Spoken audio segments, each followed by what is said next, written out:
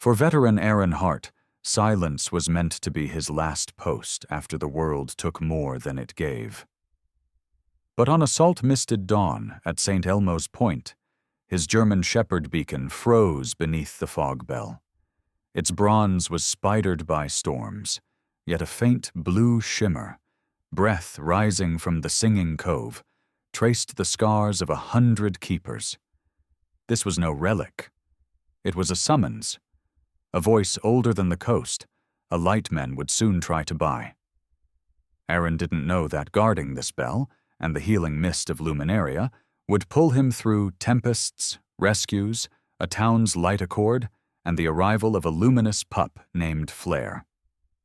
Please support us by subscribing, commenting your small miracle, and sharing to keep the light alive.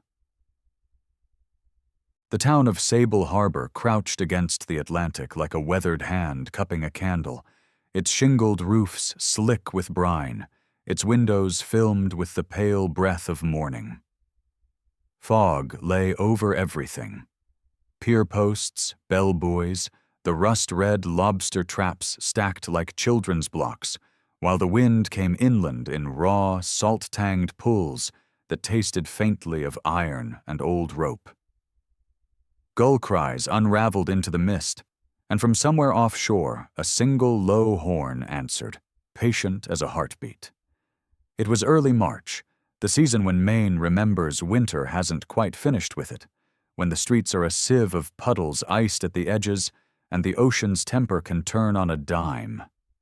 Aaron Hart, 62, lean the way men get lean when they give up on softness, with the squared shoulders of an old combat engineer and the deliberate gait of someone who counts his steps because a left knee once took shrapnel, stepped out of the bus depot carrying a duffel patched in 2 places and a small steel key on a chain. His face bore the cartography of years in squinting sun and nocturnal worry. Crow's feet etched deep, a line cut hard between the brows, a dusting of salt and pepper stubble that defied the razor when mornings were mean. Under the wool cap, his hair had gone the indifferent gray of working rope. His hands, knuckled and rope-veined, moved with the care of a man who has broken things and learned how to fix them again. The tinnitus that sometimes shrieked like fireworks behind his eyes was, this morning, more of a steady hiss, ocean in miniature, tolerable if he let the real surf drown it. At his left knee paced Beacon, a 9-year-old German shepherd with a saddle-black back and tan limbs, the fur around his muzzle silvering like frost over a strong jaw. He had the proud chest and thick, scrolled tail of a dog, bred to make decisions in bad weather, the left ear nicked from a chain-link fence on a search and rescue call years ago, and eyes the color of old bourbon that held a busy, patient intelligence. Beacon wore a scuffed tan harness that said, "Retired K9" on one side and "Let me work" on the other, because retirement, Aaron had discovered, didn't have much meaning to creatures who believed purpose was a kind of oxygen. The letter that brought Aaron here had come 3 weeks earlier to a mailbox he was days away from losing, folded with military neatness and signed in a firm, familiar hand. Elijah Eli Navarro, Master Sergeant, the kind of man whose shadow was half grin and half command. Eli had been older by 5 years in Iraq, a broad-shouldered New Mexican with a jaw like a carpenter's square, and a superstition about silver coins. He had once stood in a doorway under rocket fire and cracked a joke about the chow hall meatloaf that made Aaron laugh so hard his fear forgot its lines. The letter was short. Eli never wasted ink, explaining that a keeper he'd known from his father's fishing days had passed. The St. Elmo's Point light into Eli's name years ago, that Eli had no family who wanted a storm-beaten lighthouse, that the cancer which finally put a clock on him had also clarified what mattered, and that of all the men Eli trusted to hear a bell if it rang, Aaron was the one. Taped to the bottom edge of the paper was the key. Small, steel, practical, nothing dramatic. And yet, in Aaron's palm, heavier than metal should be. The bus depot's attendant, Ruth Ellery, a woman in her mid-50s with a cardigan that had lost a button, and a no-nonsense bob the color of dishwater blonde going pleasantly gray, had slid the letter across to him with a glance that was both curious and kind. She had a way of speaking in short sentences as if every word were a measure of twine to be cut precisely. And when she'd noticed Beacon's harness, she'd said, "Good boy," in that unconsciously reverent tone people reserve for tools that once saved them. Aaron, who never liked pity and couldn't afford pride, had thanked her and stepped back into the weather. He took the harbor road on foot, the duffel over one shoulder, Beacon heeling but gifting himself small reconnaissance arcs to sniff at fish scales glinting in the gutter or the ragged hem of a coiled hawser. A bait shop the color of oxidized copper, a diner exhaling bacon and burnt coffee, a window where a hand-lettered sign advertised rope mats, local, last a lifetime. The town slid by with the patience of old boats.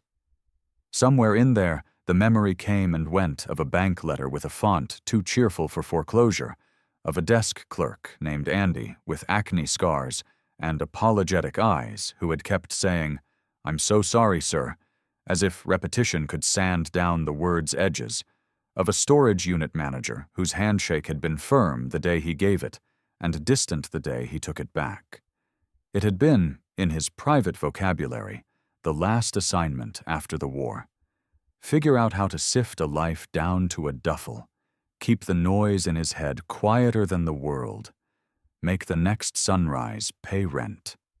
St. Elmo's Point was a finger of rock pushed out into the gray-green, a spine of basalt and stubborn shrubs ending in the pale cylinder of the lighthouse with a black-lipped gallery and a lantern room like a glass eye filmed with salt.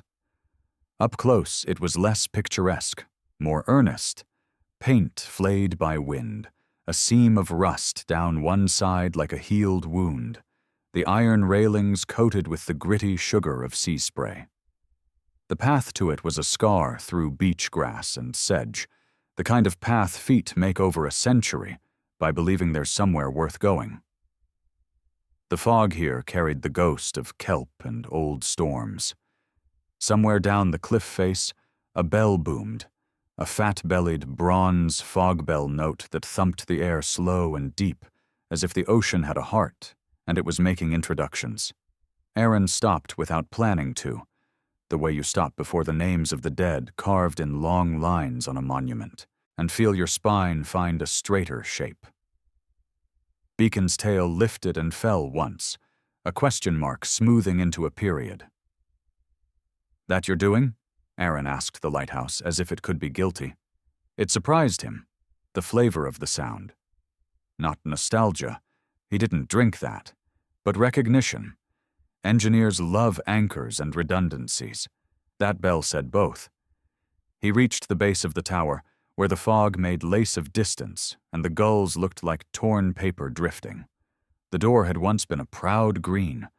Now it was a sun-sick color with the brass knob dulled to a thumbprint.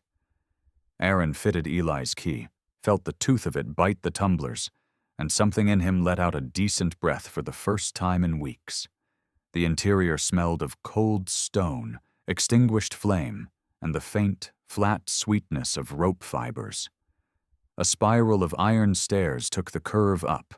Paint had peeled there, too, fallen in curled chips like fish scales on the landings.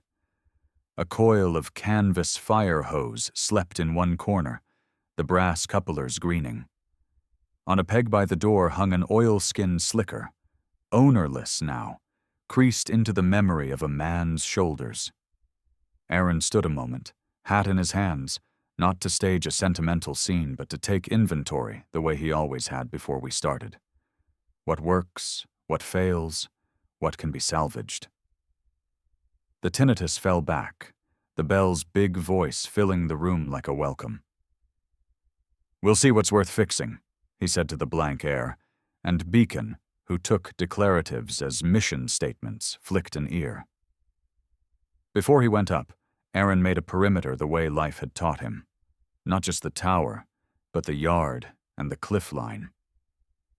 He walked the catwalk of broken shells the gulls had left, kept his weight off his bad knee with a practiced shifting that looked like grace if you didn't know the cost, paused to lay the back of his hand on the iron of the old fog bell frame anchored just beyond the tower, felt how the metal held cold differently than stone.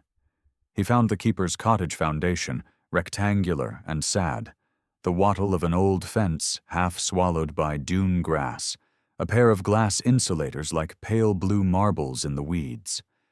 He found, too, a line of sand that looked wind-shaped and was not. Too clean an arc, too deliberate a drift against a low hump of what might have been concrete or might have been memory. Beacon had trotted ahead to the edge of the grass, his gait shifting from companionable to professional, the way a man changes jackets. He did that thing working dogs do when the world aligns with a scent map only they can see. He stopped moving, and he became a pointer with a shepherd's coat, front feet planted, head down, air going in through his nose in short, selective pulls. Aaron followed to where the beach grass ended, and the sand began to behave like a thing with opinions. A hatch, he thought. The outline was there if you knew how to read it. A rectangle under a skin of wind-laid grit, one rusted hinge, stubbed like a knuckle, a quarter moon of metal visible where the sand had slumped. The smell surprised him. A seam of cooler air rising, touched with old rope, damp brick, and something like the inside of a seashell when you bring it to your face and breathe. He had seen doors buried in worse. Cities had cellars that remembered when the world tried to drown them, but this particular rectangle put a steadying hand on his sternum. Beacon eased ahead 3 inches, then stopped and put his body across the line like a gate, head down, shoulders squared, weight set. A living barricade that said wait in a language older than steel. The dog's lips did not peel back, but a sound started in his chest that wasn't threat and not fear. It was the quiet rumble of a working partner feeling a line it would be bad to cross before the team was ready. Aaron crouched because knees are honest, and because men like him always get low before they commit. He put his hand on the dog's shoulder and felt the tight, intelligent tremor there. "All right," he said softly, to Beacon, to Eli's key in his pocket, to the bell that was still punching the day into shape. "We do it in order. We breathe, we look, then we lift." The wind pushed the fog a little, enough to make the hatch's metal edge wink through the grit like a fish turning. Beacon did not move from the threshold. The rumble stayed low in his ribs, a steady warning that hummed under the bell's long note. They were both, in their different ways, listening when the rock below them answered the sea, and the lighthouse answered the listening with a slow, ancient pulse of sound. Beacon's eyes cut to Aaron's for the briefest beat, and then the shepherd's body settled deeper across the buried door, as if he were pinning a map whose corners wanted to flutter away. Aaron worked the sand like a man untying a stubborn knot, using a length of drifted iron rod and his boot heel to worry the grit away from the hatch's edges, while Beacon held the line with his body. The rectangle emerged a finger's width at a time, the rust-bloomed hinge studs showing first, then the crescent of a recessed pull that had forgotten human hands for years. The wind pressed a wet palm across the ledge, fog smoothing distance and sound to the same gray. Aaron slipped a flathead from the little canvas roll he kept in his duffel, the kind of roll every engineer makes and keeps without thinking, and levered gently until the seal of salt and time let go with a gritty sigh. Cold breath exhaled up from the dark, the smell of damp brick, old rope, lamp oil gone sweet, and, faintly, iodine and something like crushed pennywort. He clicked a thumb-sized flashlight and sent a weak cone down. The beam picked out the top rungs of a ladder set into the earth, iron uprights and cedar steps, soft with years but not yet punky, then fell to a packed floor and the dull gleam of a brass cap. Beacon's ears shifted to compass points. He tracked the draft with his nose, drawing short, precise pulls, then gave Aaron a long look that said, "Slow your heart down and use your eyes." Aaron dropped his duffel to his shoulder, tied a quick bowline around the pull ring to keep the hatch from falling shut, and tested the first rung with cautious weight, keeping his bad knee straight, his good leg taking the strain the way a man distributes pain like rations. The ladder held. Below, the cellar opened wider than the hatch suggested, a wartime economy of space. Low brick vaulting, shelves cobbled from ship's planks, a narrow bench under a bulkhead lamp with a chimney of sooty glass and the promise of function. He stepped down, 3 careful rungs, then 4, then all the way, and when his boots took the floor, he felt the give of tamped sand that had learned how to hold weight. Beacon waited until Aaron's hand patted twice at thigh height. Permission, ritual. Then descended with careful grace, not common to shepherds, nails clicking lightly, haunches tucked to keep his mass close to the ladder. The beam of the flashlight found the lamp, found beside it a tin of matches sealed in wax, found behind them a pair of storm lanterns brass-bodied and stubborn, each with a neatly folded wick like a tongue behind glass. Somebody had loved functionality here. Aaron pried the wax, struck a match that blew blue, then went steady, and fed the lantern. Its flame took like a memory being reminded, a thin, eager teardrop that fattened, brightened, and pushed the dark back to the edges. The room came into itself. 2 wool blankets folded on a shelf, moth-bitten at the edges but whole enough. A crate stenciled USLHS in faded black, a roll of canvas chart tied with cord, a chipped mug with salt bloom like lichen, 3 glass jars sealed with rubber and wire, their bellies full of dark, ribboned fronds labeled by a tidy, slanted hand. Luminaria, summer, 63. Luminaria, winter, 64. Luminaria, fine cut, steam. The word tugged at something. Lumen, light. Aaron lifted one jar. The fronds had gone the color of tea leaves, but the scent rising from the seal when he loosened the wire, iodine, iron, a ghost of pepper, felt medicinal in the bone-deep way old remedies feel even before you know the recipe. He set it back and let the lantern walk around the room. On the bench lay a ledger bound in salt-tanned leather, the corners darkened by hands. He opened it like you open a door you've been told is safe, with respect and a readiness to step back if you've been told wrong. The first page bore a name in that same tidy hand, though broader now, ink feathered where the nib found rough paper. Silas Reed, Keeper, St. Elmo's Point, 1939. Someone had drawn a tiny star beside the dash. Later, a different ink had added 1967 in smaller numbers.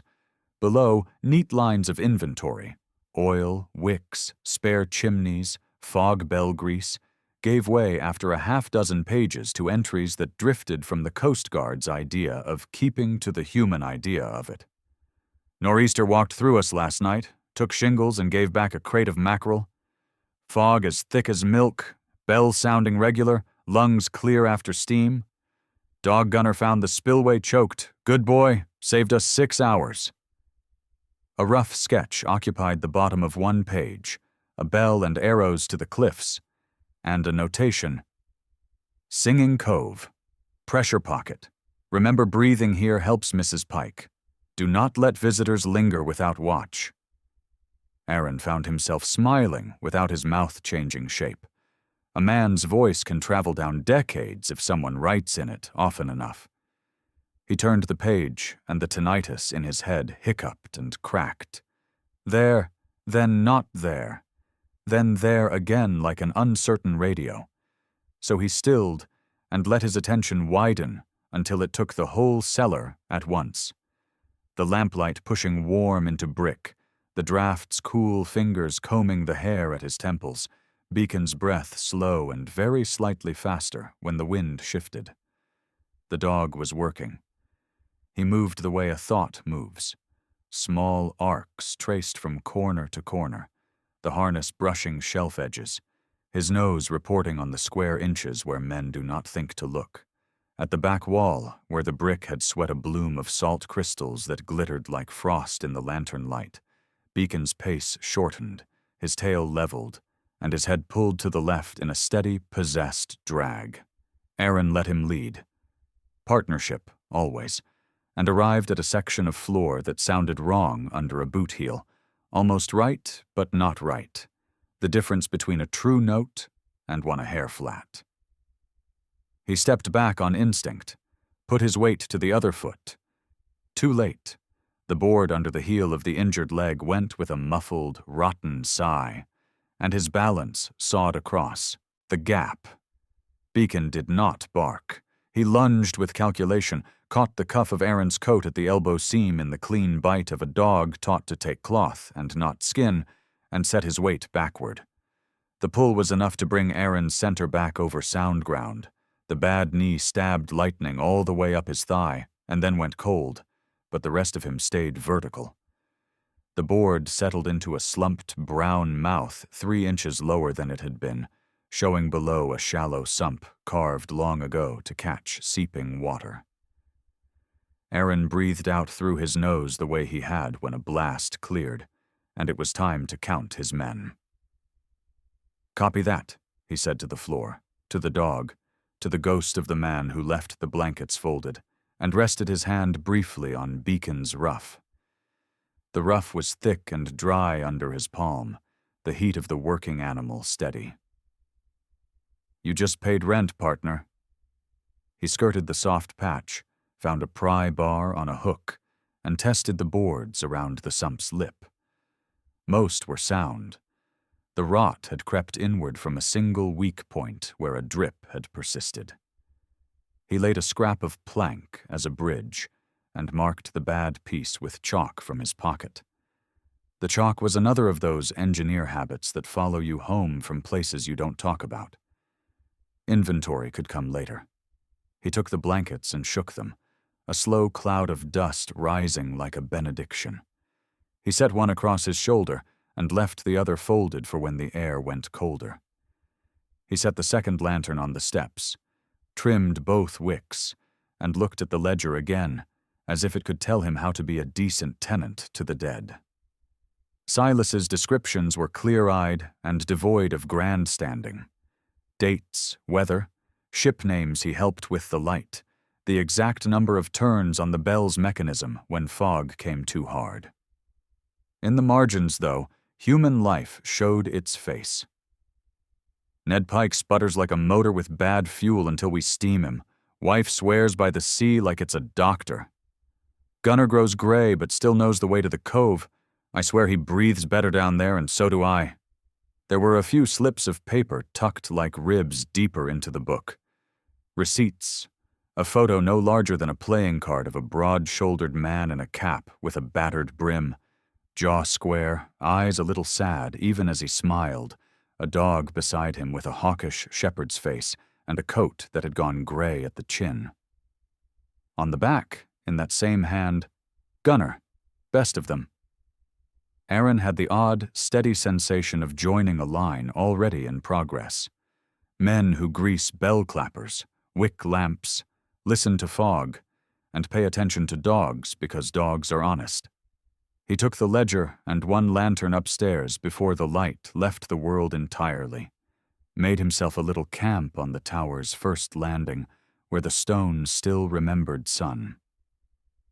He set Beacon's collapsible bowl, measured out kibble from the bag in his duffel, and ate a supper that would not satisfy anyone greedy: 2 cheese crackers, a square of jerky, hot water from a dented kettle he found in the crate, but went down clean because it was earned.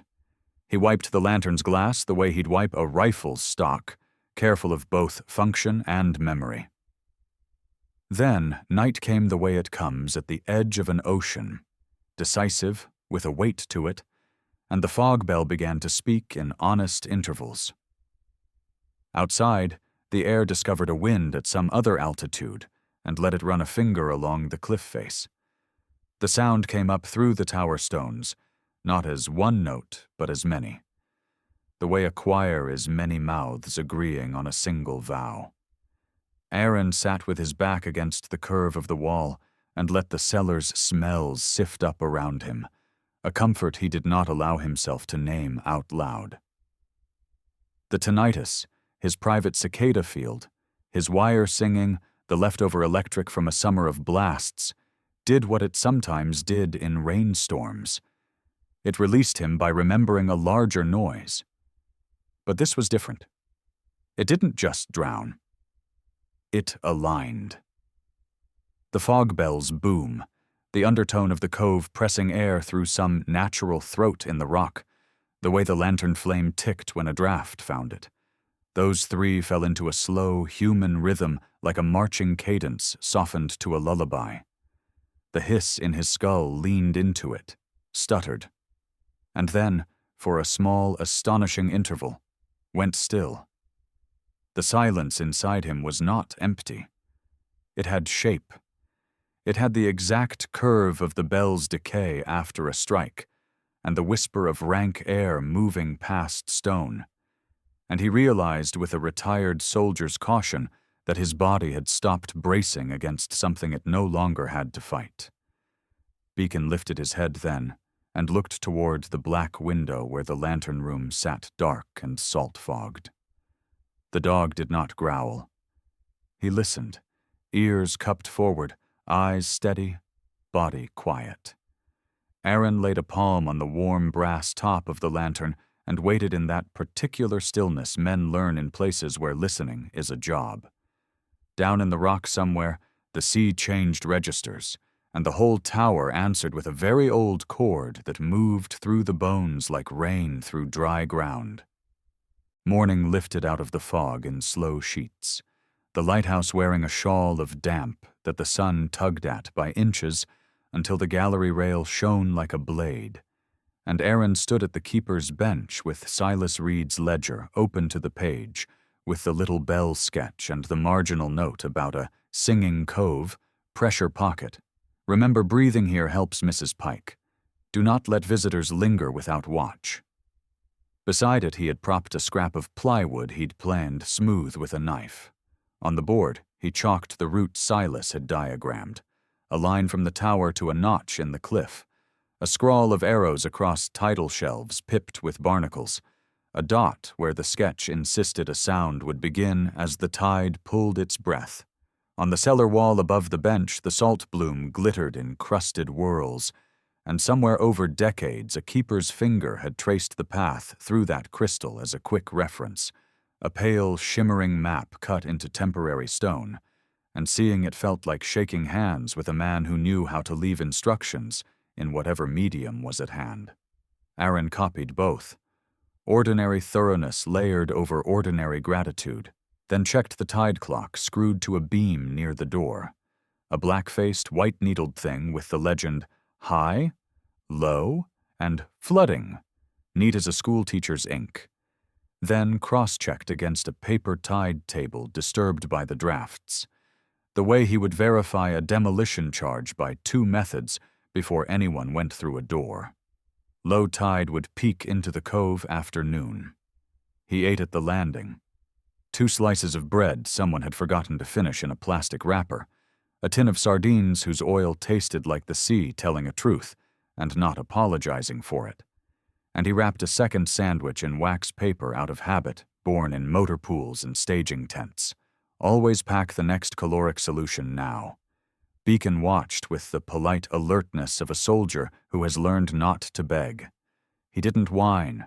He just let his presence perform its own persuasion, every muscle sure that a fraction of the rations would eventually be redistributed according to the logic of the team.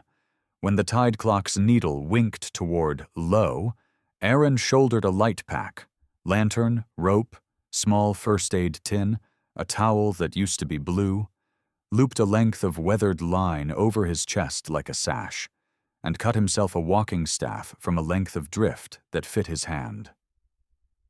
The stick was salt silver and smooth from years of wave work, knotted in one place where a branch once shot off, and now made a comfortable thumb spur. An honest tool, like a good wrench or an old friend. He locked the hatch again, whistled a single descending note to gather beacon, and set out along the path Silas had drawn, leaving the tower to its slow exhale.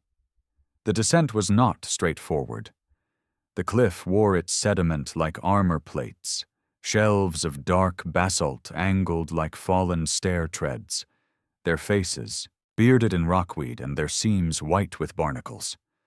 Aaron thought like an engineer and a man with a bad knee. Where the angle meant a slide, he worked his weight to the good leg and let the stick plant first. Where a shelf offered purchase, he made short steps introduced to each other by the staff. Where a puddled pool held periwinkles and the chartreuse lace of sea lettuce, he avoided breakage, both out of a keeper's respect and because broken shells make treachery. Beacon went ahead with a shepherd's prudence, distributing his weight over 4 separate arguments with gravity, testing, then committing, the little ticks of his nails on dried barnacle sounding like a careful metronome. Halfway down, they passed under a rusty length of chain fixed into the rock as a handhold, the links the size of a man's palm and furred with orange. Aaron tested it, found it would hold him and a friend but not a truck, and used it to lean past a polish of slime where the sea had told the stone who was boss the night before. On a ledge where the cliff offered a pause, he unwrapped the sandwich because ration discipline is not cruelty, and because his body needed the sugars before the rocks asked for more calculus. The gulls had been circling 2 lengths off like white punctuation marks attached to a sentence they approved of, and the instant the wax paper whispered, the punctuation learned verbs. The first gull was old, one eye clouded, feathers along its neck scuffed like a veteran's coat, and it dropped not in a dive, but a canted, crafty glide that inserted it into his space as if it had a union card. The second was young and full of opinions, its beak too clean, its legs more orange than they would be later, and it landed behind him and peered around his hip like a child deciding about courage. Beacon's ears pricked and his head turned with the precise slowness of a dog who knows if he starts fast he will start something. Aaron laughed, the sound brief and surprised out of him, and said aloud to the gulls and to the sea and to the stubborn part of himself that had made it to this shelf with a sandwich he did not intend to surrender, "I swear, some days going to war was easier than keeping a lunch." He tore off a corner, the engineer making peace with the opportunists, and flicked it with a practiced wrist so the old gull got first bite. Beacon, who had learned patience near mess tents and helicopter pads, accepted his tribute with the dignity of a working professional taking a coffee break, and the young gull danced in a half circle on rubber feet, triumphant in a way that healed something small in the day. Beyond the ledge the sound began before the sight, a low organ pipe hum that rose and fell with the withdrawal of water through a narrow throat, the cliff acting as a lung, and the cove as a mouth that decided on song. The air cooled 3 degrees in a breath. They rounded a last buttress of rock where the basalt had cracked into hexagons, like a honeycomb, and stepped onto a platform polished by centuries of tides to the texture of old bone.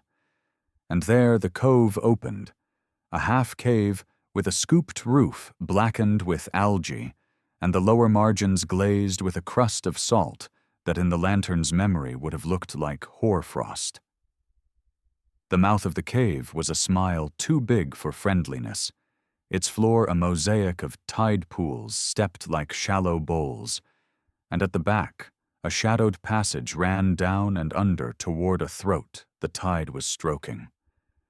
Silas's map had marked a dot near the quarter of the floor, and when the next set of waves drew back their sheet, A runnel of foam wrote itself over the rock where the dot would be, then vanished. Beacon paused at the lip, his forepaws 1 inch back from the line where slick rock began, his tail holding level, the amber of his eyes deep in the shade. The hum breathed, a slow chord that shook dust from old rafters high in the mind, and Aaron felt the small hairs along his forearms answer like a field listening to wind. He knelt because good sense is not always in the spine, and you put your hand on the truth if you can help it. The rock was cold under the palm, then less cold, then warmer along a seam no wider than the width of 2 fingers where the water threaded in and out of the limestone grit and the basalt, bringing with it something that felt at once like heat and like the absence of a tightness he'd grown used to carrying. He watched a pool 2 feet across fill and tilt like a teacup, and as it sloshed, the surface went from gray to a greenish blue that was not simply reflection.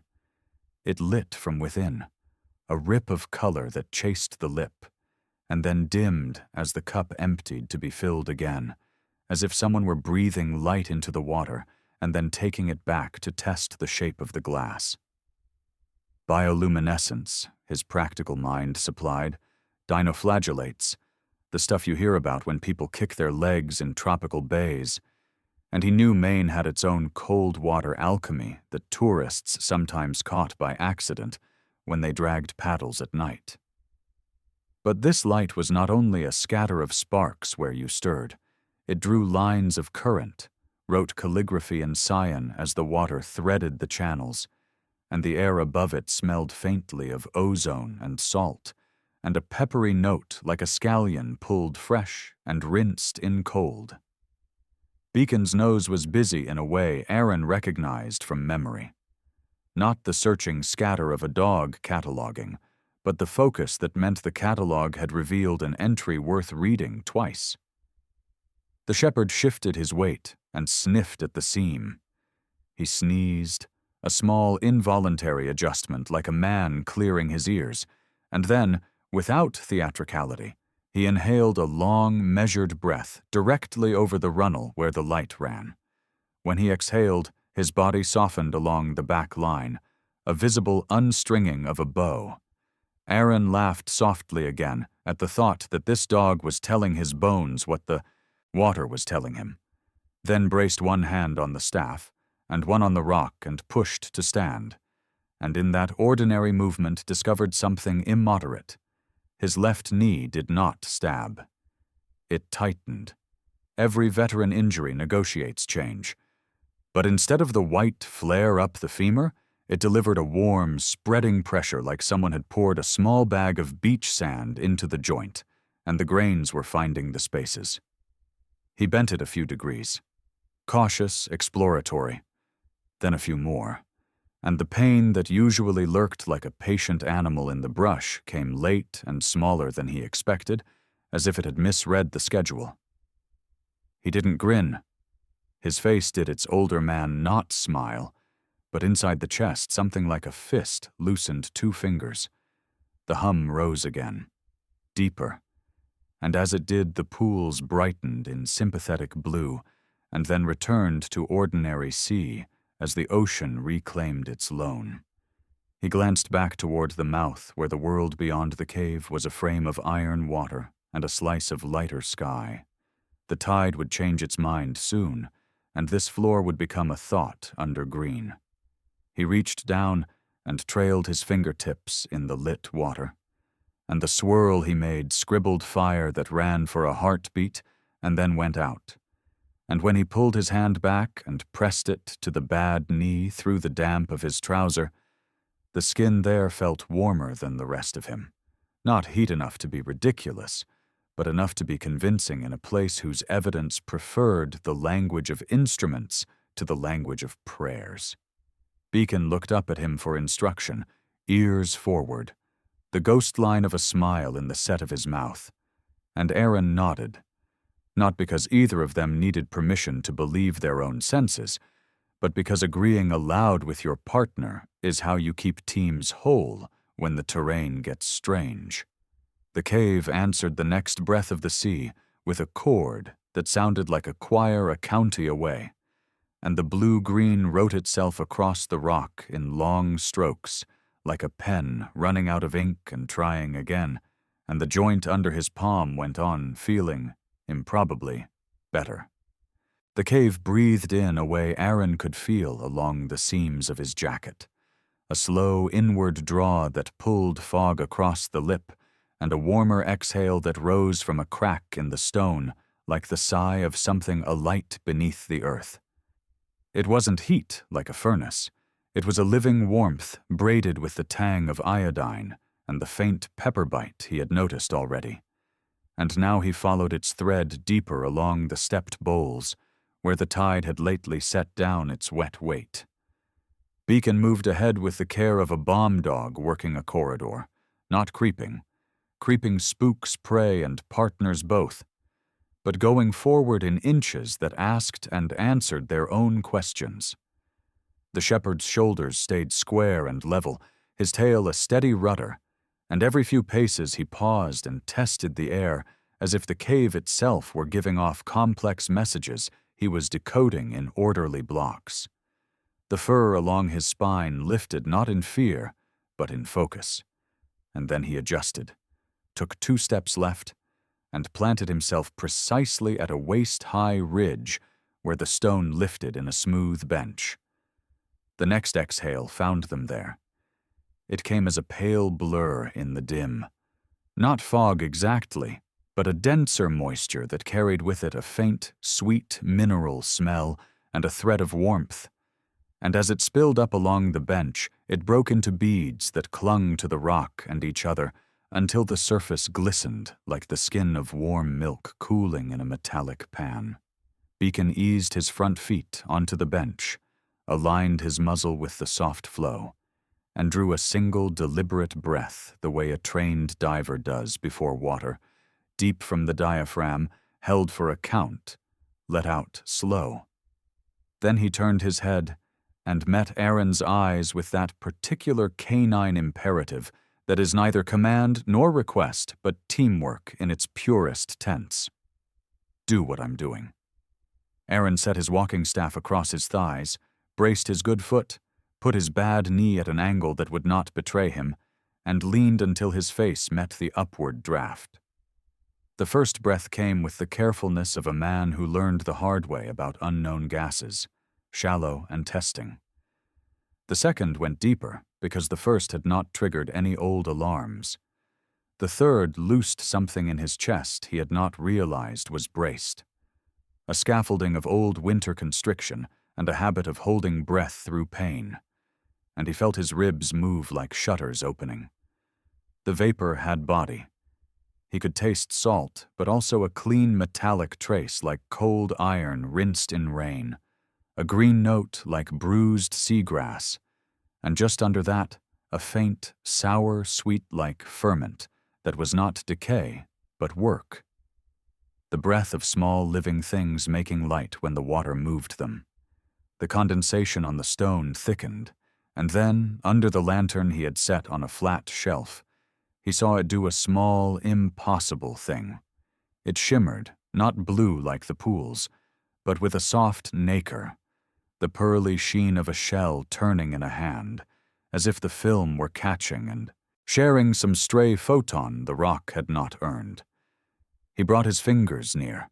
The film stirred, gathered, then flattened again, and where it had beaded to near drip, the drops plumped and ran together with a slow appetite, until a single larger bead fell to the stone below and broke into a starburst of tiny rivulets that climbed half an inch uphill before changing their minds and settling into gravity's story again.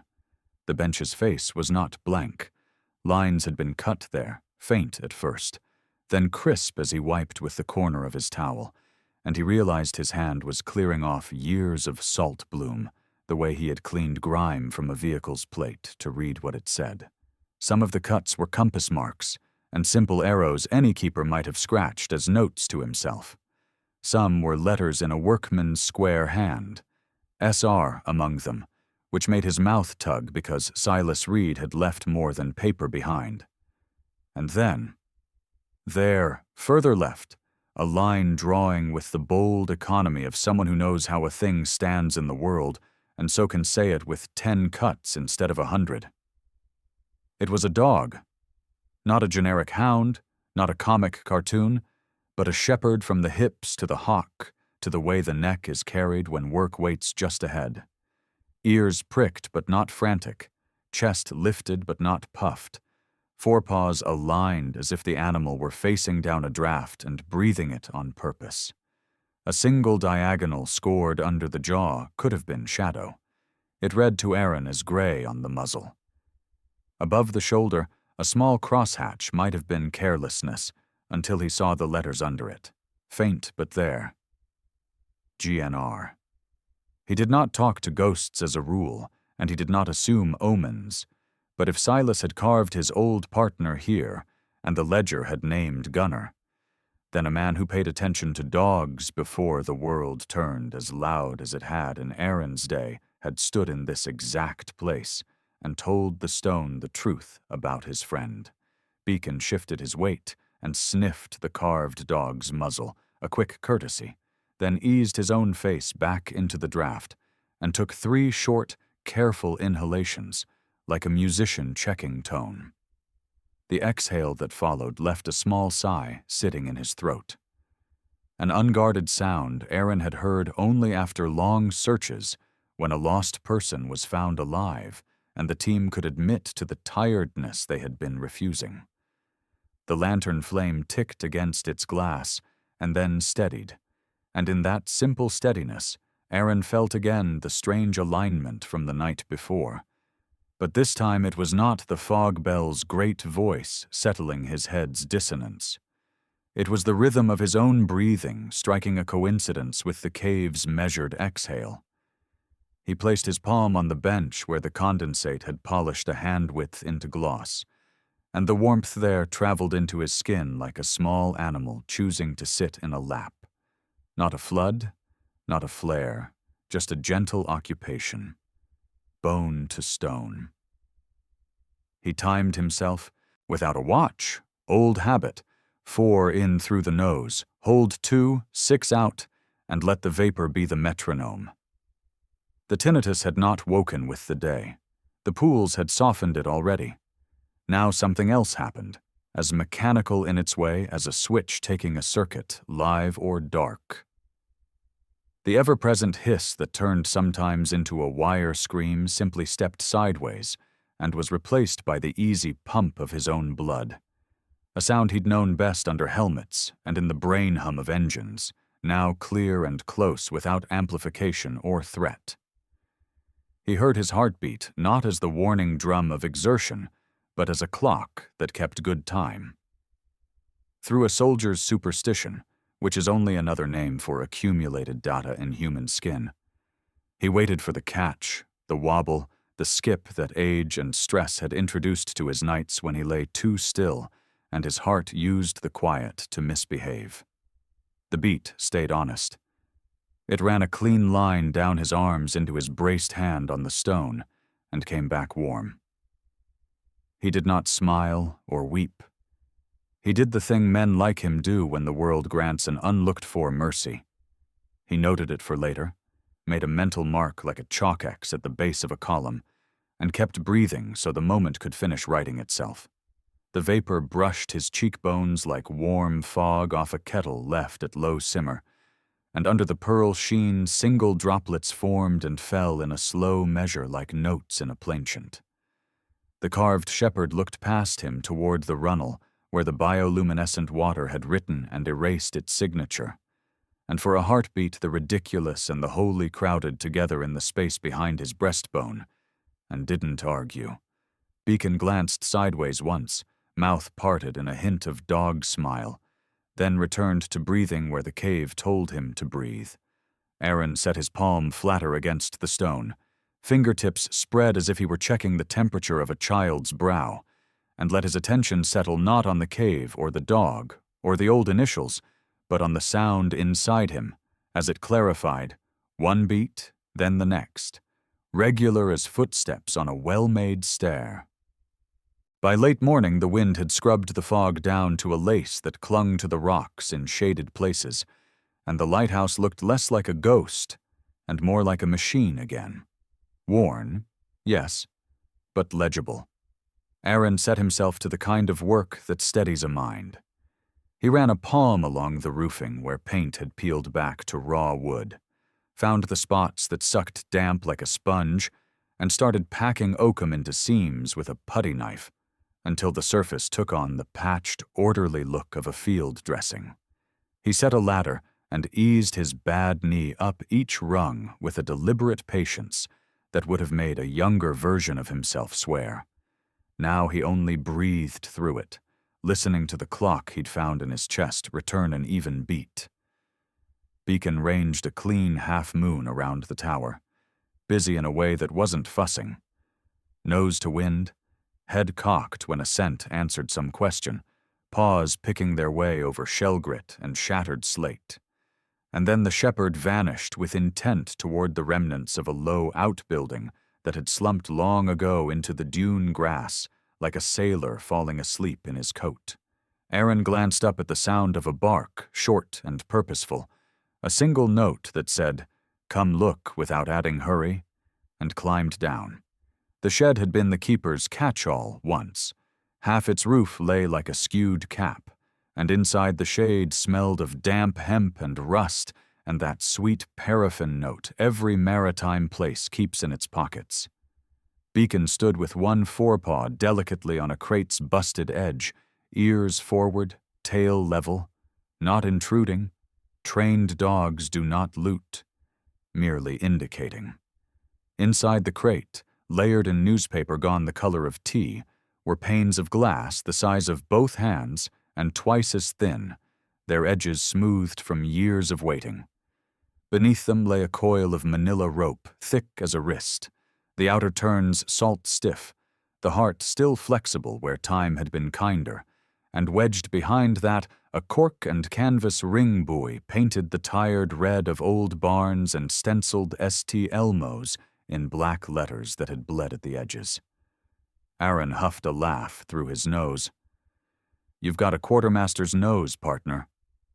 He tested the rope, no dry rot he could find, cut away the worst of the fuzz with his knife, coiled it new and slung it, then carried the glass panes cradle-tight to the tower's lee side, where a window had been a mouth full of broken teeth for too long.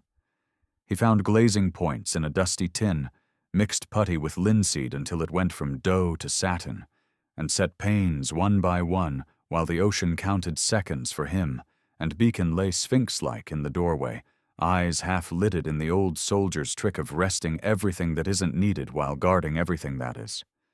The buoy he hung from the gallery as a promise to the tower that savable things would be saved. By early afternoon, the wind had a cleaner taste. The repaired window held a whole square of sky, and the roof seams wore their new packing like stitches that would come out when flesh knit. Aaron shouldered the rope again, ran his hand down Beacon's ruff, as if to say that will do, and was turning toward the path when a voice from below the last turn of rock called up in a smoker's rasp, "Any chance a man could borrow a phone or a decent breath?" The speaker came into view a moment later. A fisherman by the look and smell, late 50s, the build that happens when a body wrestles wet rope for decades, thick through the forearms, barrel in the chest, but the muscles sloped away at the shoulders now the way old lines sag when weathers had at them. He climbed carefully, leaning with instinct at the places where barnacles made treachery, and when he reached the landing he paused not for politeness, but because his lungs had demanded it, one hand braced on the stone, the other on his thigh. His face was a naughty thing, handsome in the honest way of working men, high cheeks browned and seamed by sun and salt, a nose broken once in youth and never coaxed quite straight again, eyes a clean gray like winter water under cloud, beard salt and pepper cut close as if a wife had insisted on some standard even out past the harbor mouth. He wore a navy watch cap crushed into a shape it had learned from years of the same head and a canvas jacket patched at the elbows. Diesel and fish oil and the metallic ghost of blood rode his clothes. When he straightened, he did it with the quiet pride of a man who resents being seen in need. "Name's Lou Pritchard," he said, and stuck out a hand that was broad, scar-notched, and chapped to iron. "Trapline blew a gasket, lungs worse than the motor. Figured I'd climb to the bell and ask you to hail the harbor on whatever you've got, unless you want an old man keeling over on your steps." He tried to make it a joke, and the humor landed because there was steel under it. Beacon had stood as Lou approached, not stiff, not wagging foolishly, but measuring. Now the shepherd stepped in, gave the man a thorough intake from knee to shirt pocket the way a medic reads a scene on scent alone, and then glanced at Aaron with that same light imperative as earlier. "There is an answer here. Follow me to it." "Radio's in pieces," Aaron said, which was true. He had a ham set from Silas's trove, but not all its wires tamed. "But there's a better fix if you trust a dog."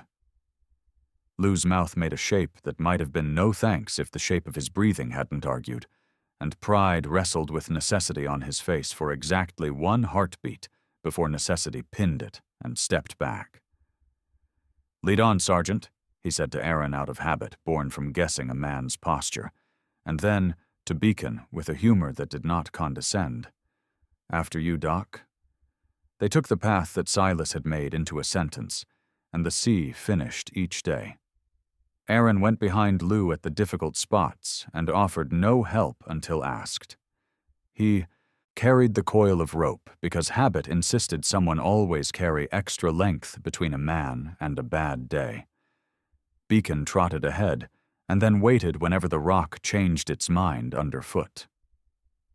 At the cove, the tide's breath was on the ebb again, the song quieter now in afternoon but still there, an ooh that invited ribs to join in. Beacon went without fuss to the bench, where earlier the vapor had clothed the stone like warmed milk, set his forepaws lightly, and waited. Lou stood with his hands on his hips, and his jaw clenched in the universal fisherman's skepticism that keeps men alive when salesmen come around. Then he leaned forward, curiosity taking ground from stubbornness in tiny inches, and the first wash of warm, saline breath wrapped his face. He took a short breath out of reflex and coughed once, a rough bark that emptied.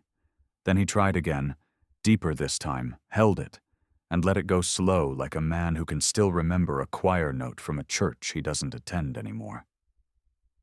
His shoulders dropped. A fine quiver along his neck stilled.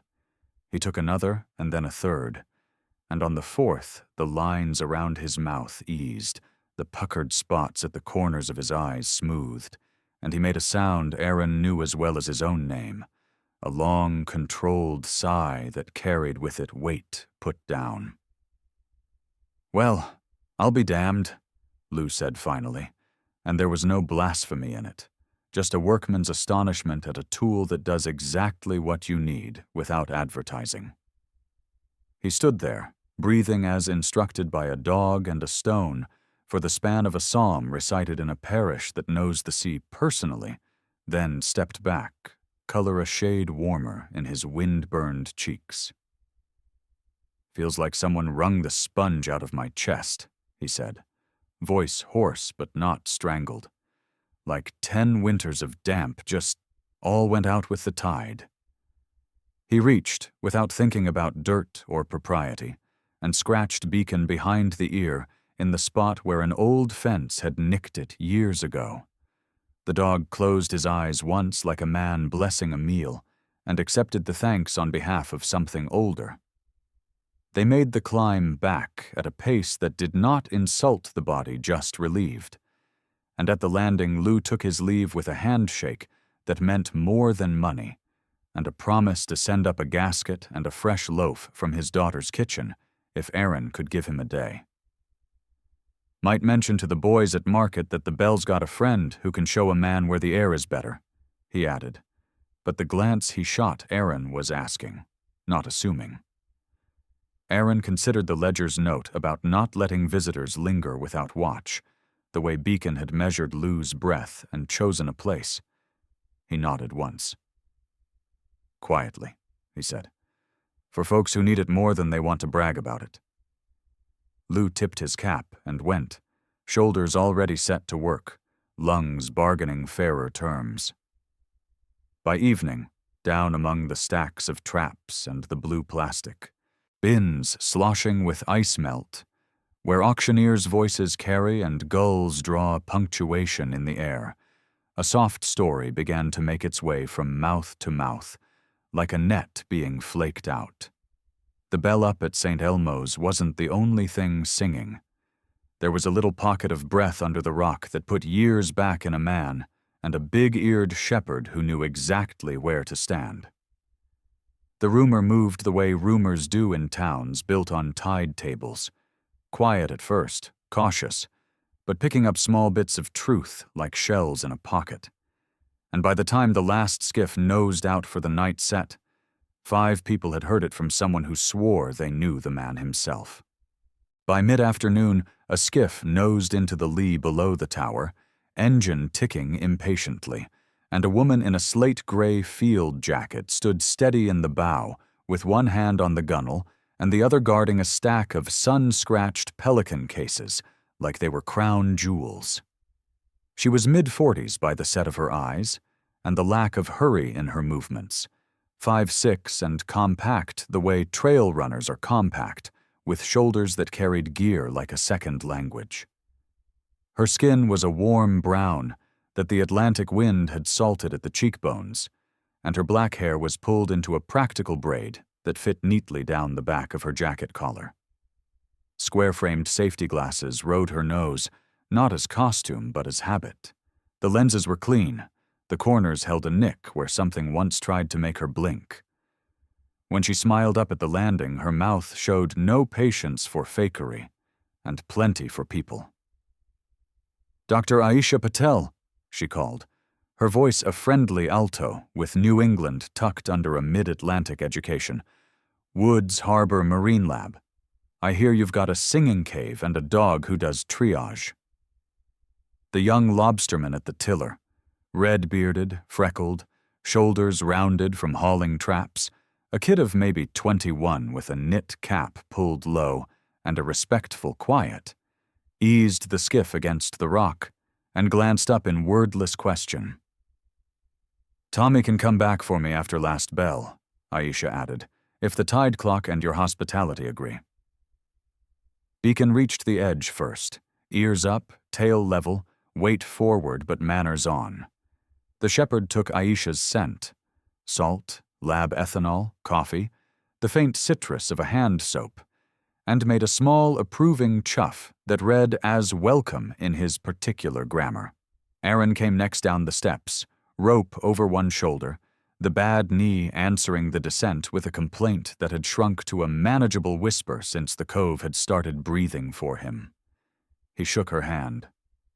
Hers was dry, calloused in the palms where fieldwork finds you even when academia claims you, and strong without show.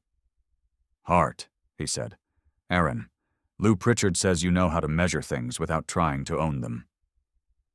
"My father was a machinist," she said, the smile hitching wider for a second. "If I tried to force a measurement, the lathe would spit it back at me. May I?" She lifted one of the cases to the landing with the ease of long back muscles working happily. Tommy passed up the rest, and then backed the skiff out with a little salute, the boat's wake handwriting itself into chop. They started with the cove because science, like soldiers and dogs, likes to meet the problem in its home.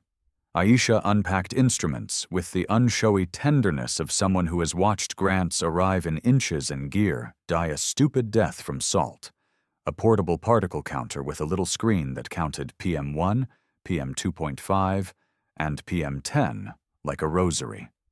A handheld spectrometer whose eyepiece made her look briefly like a child with a kaleidoscope. A diffusion charger ion counter the size of a paperback. A pocket salinity conductivity probe. a temperature-humidity logger with a dangling bead sensor, a roll of sterile slides clipped into a cassette for a cascade impactor small enough to tape to a rock, and a ziplock of pH strips because sometimes the old ways still tell you what you need. "Promise me we take nothing alive," she said as they turned the last corner into the half-cave. Business now under the friendly. "Water samples, air, maybe a smear of what your keeper called luminaria if it's already shed. No scraping, no collecting anything that names its home by staying attached." Aaron nodded. Silas's ledger had asked the same thing in plain words. Beacon led them to the bench as if he'd drawn up a schedule. The vapor rose, soft and pearled, and Aisha's professional face, the one built of control and curiosity grouted together, showed the very human moment of surprise she'd managed to keep in check until this minute. "Well," she murmured, letting her hand hover where the warm breath wrapped her fingers. "The Atlantic has opinions." She taped the impactor at the edge of the flow and started the tiny pump with a quiet click. She clipped the particle counter's inlet to a rock with a bulldog clamp and watched the numbers walk up from background to a gentle rain of counts in the sub-2.5 range. She held the ion counter in the stream and raised an eyebrow the way people do when data behaves handsomely on the first date.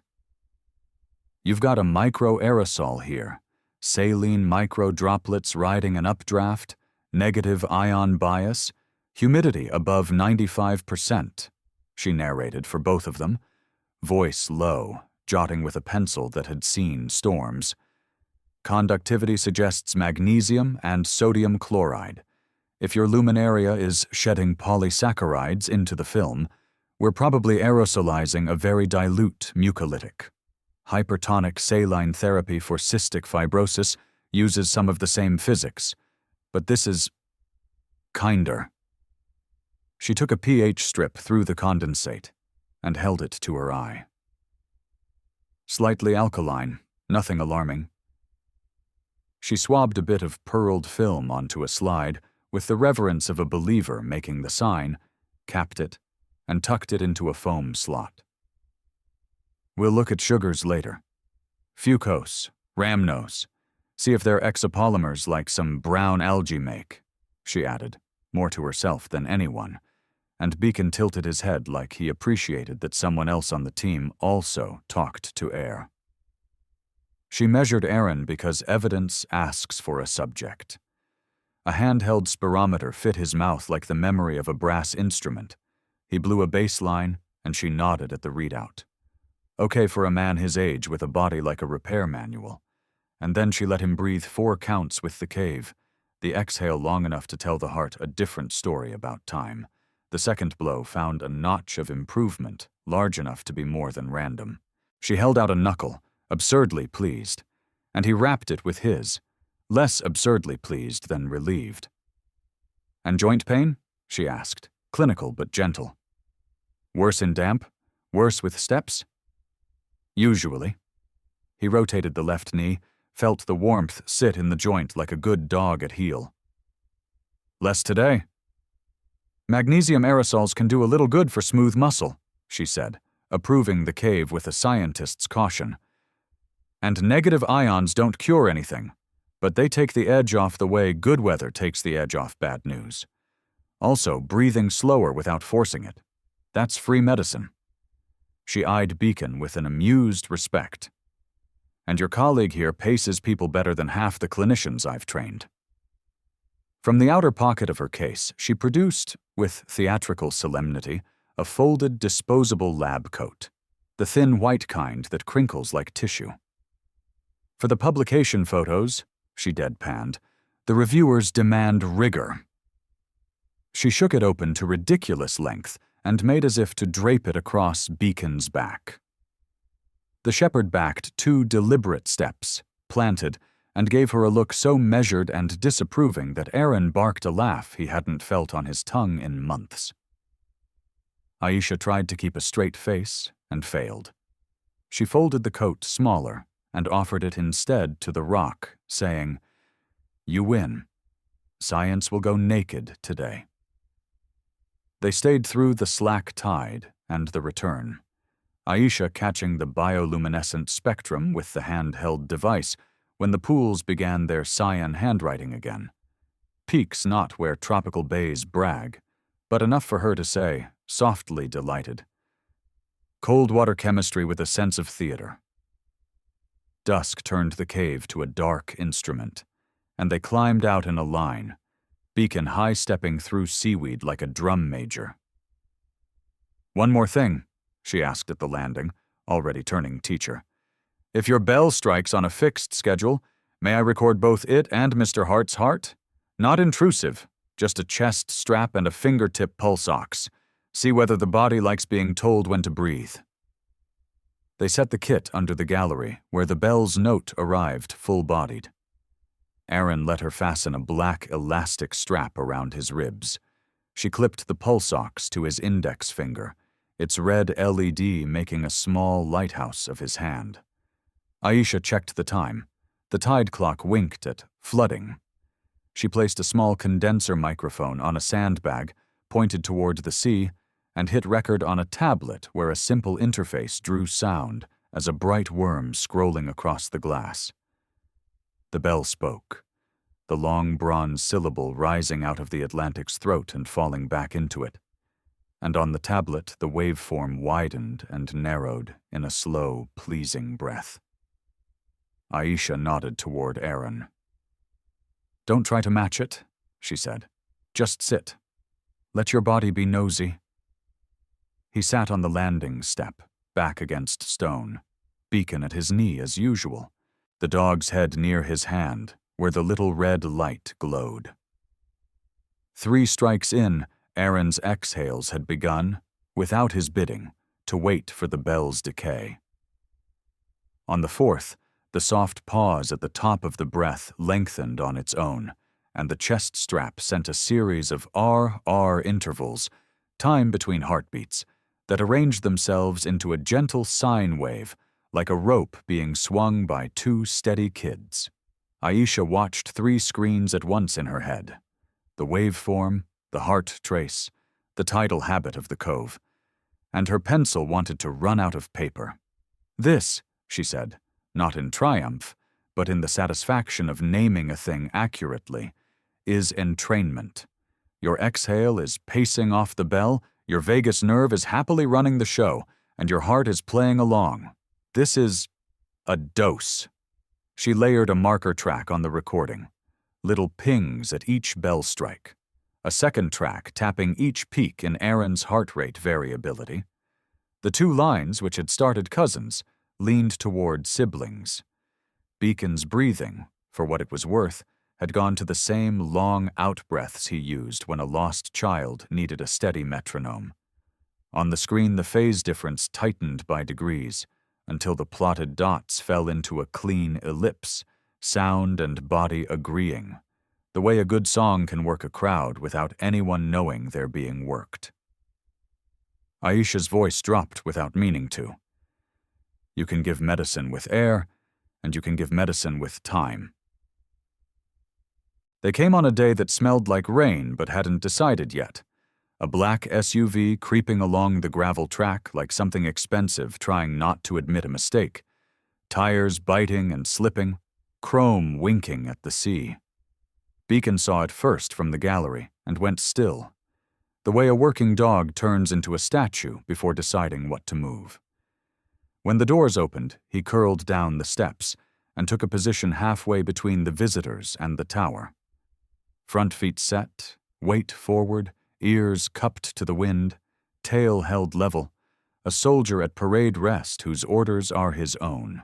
The first out was Kyle, Nora's boy, Aaron's nephew. The last time Aaron had seen him, he'd been all elbows at a 4th of July cookout with mustard on his shirt. Now he was 33 and dressed in Maine like it was an ad.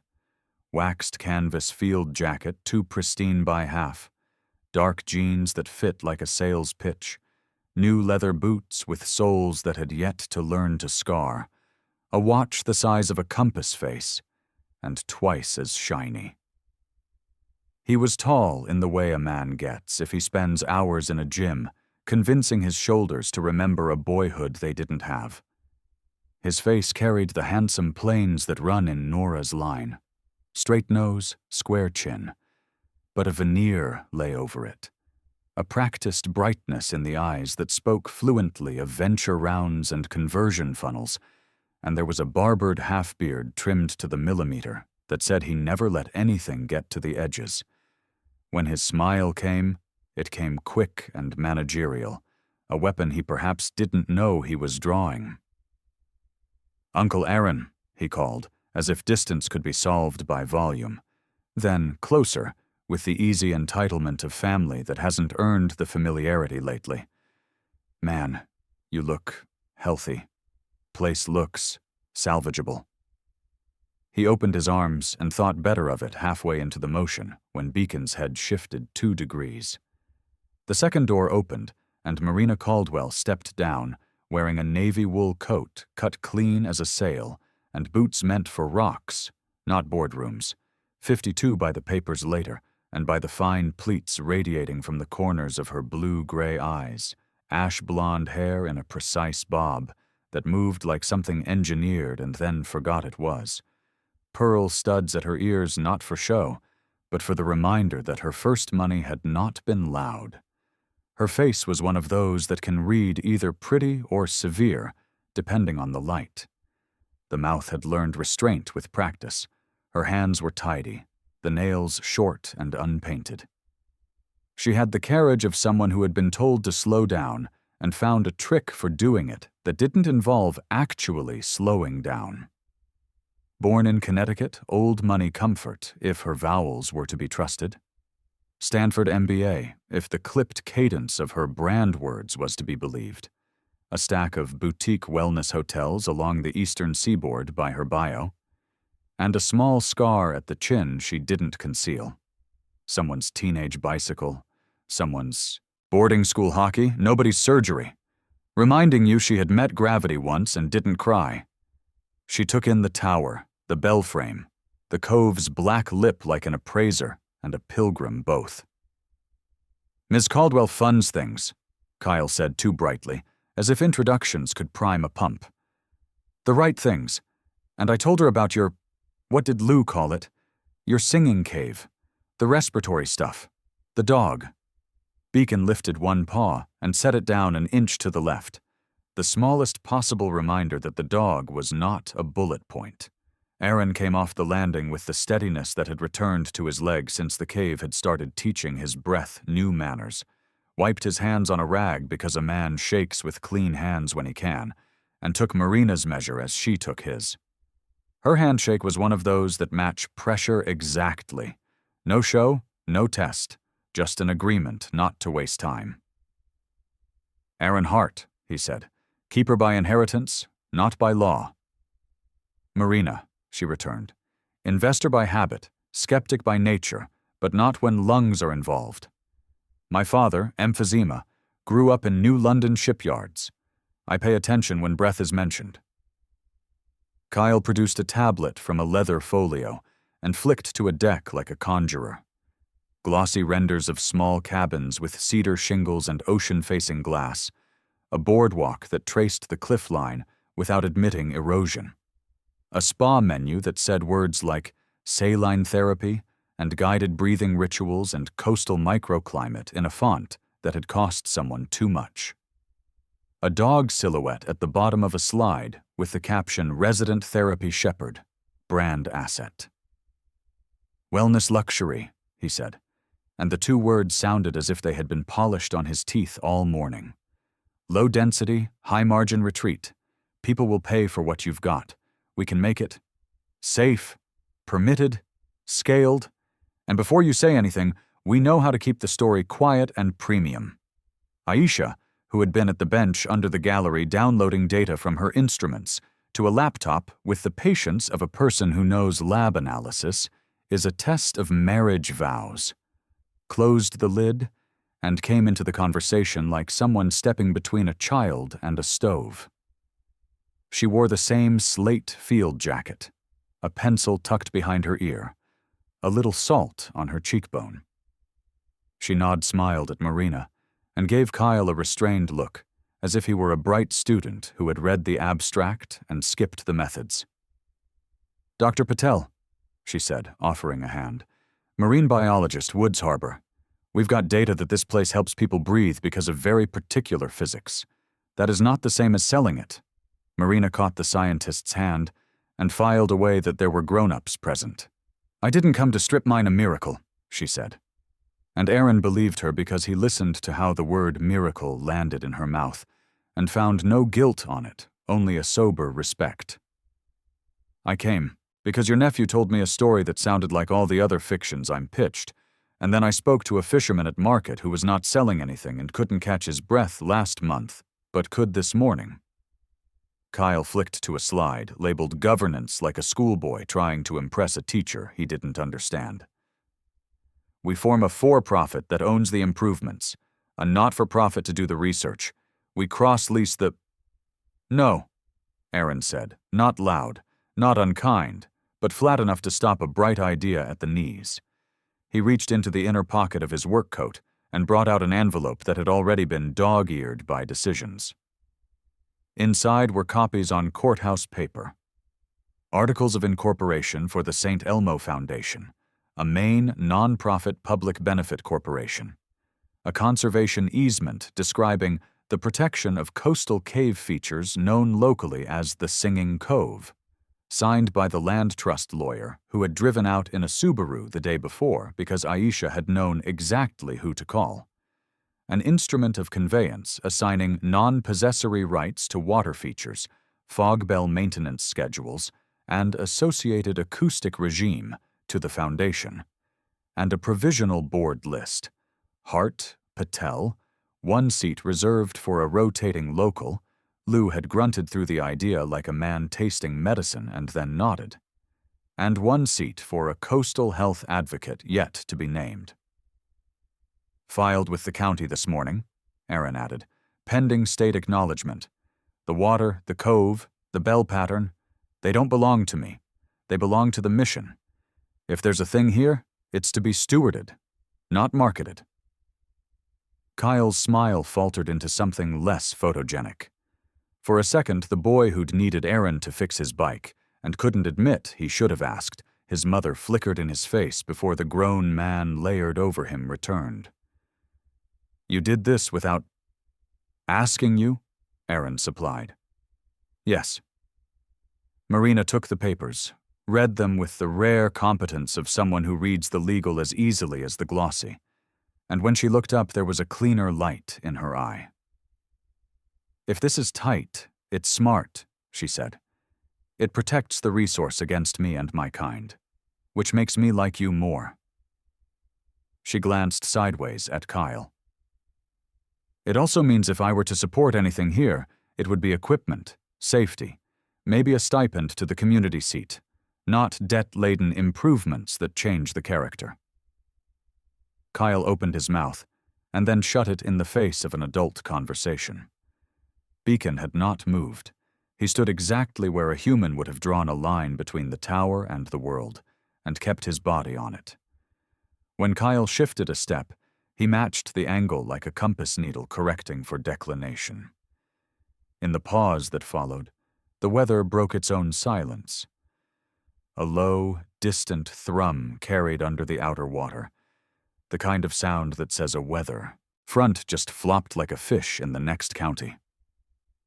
Aisha, who had left her No AA radio on low on the stairs, heard the change in tone before the words.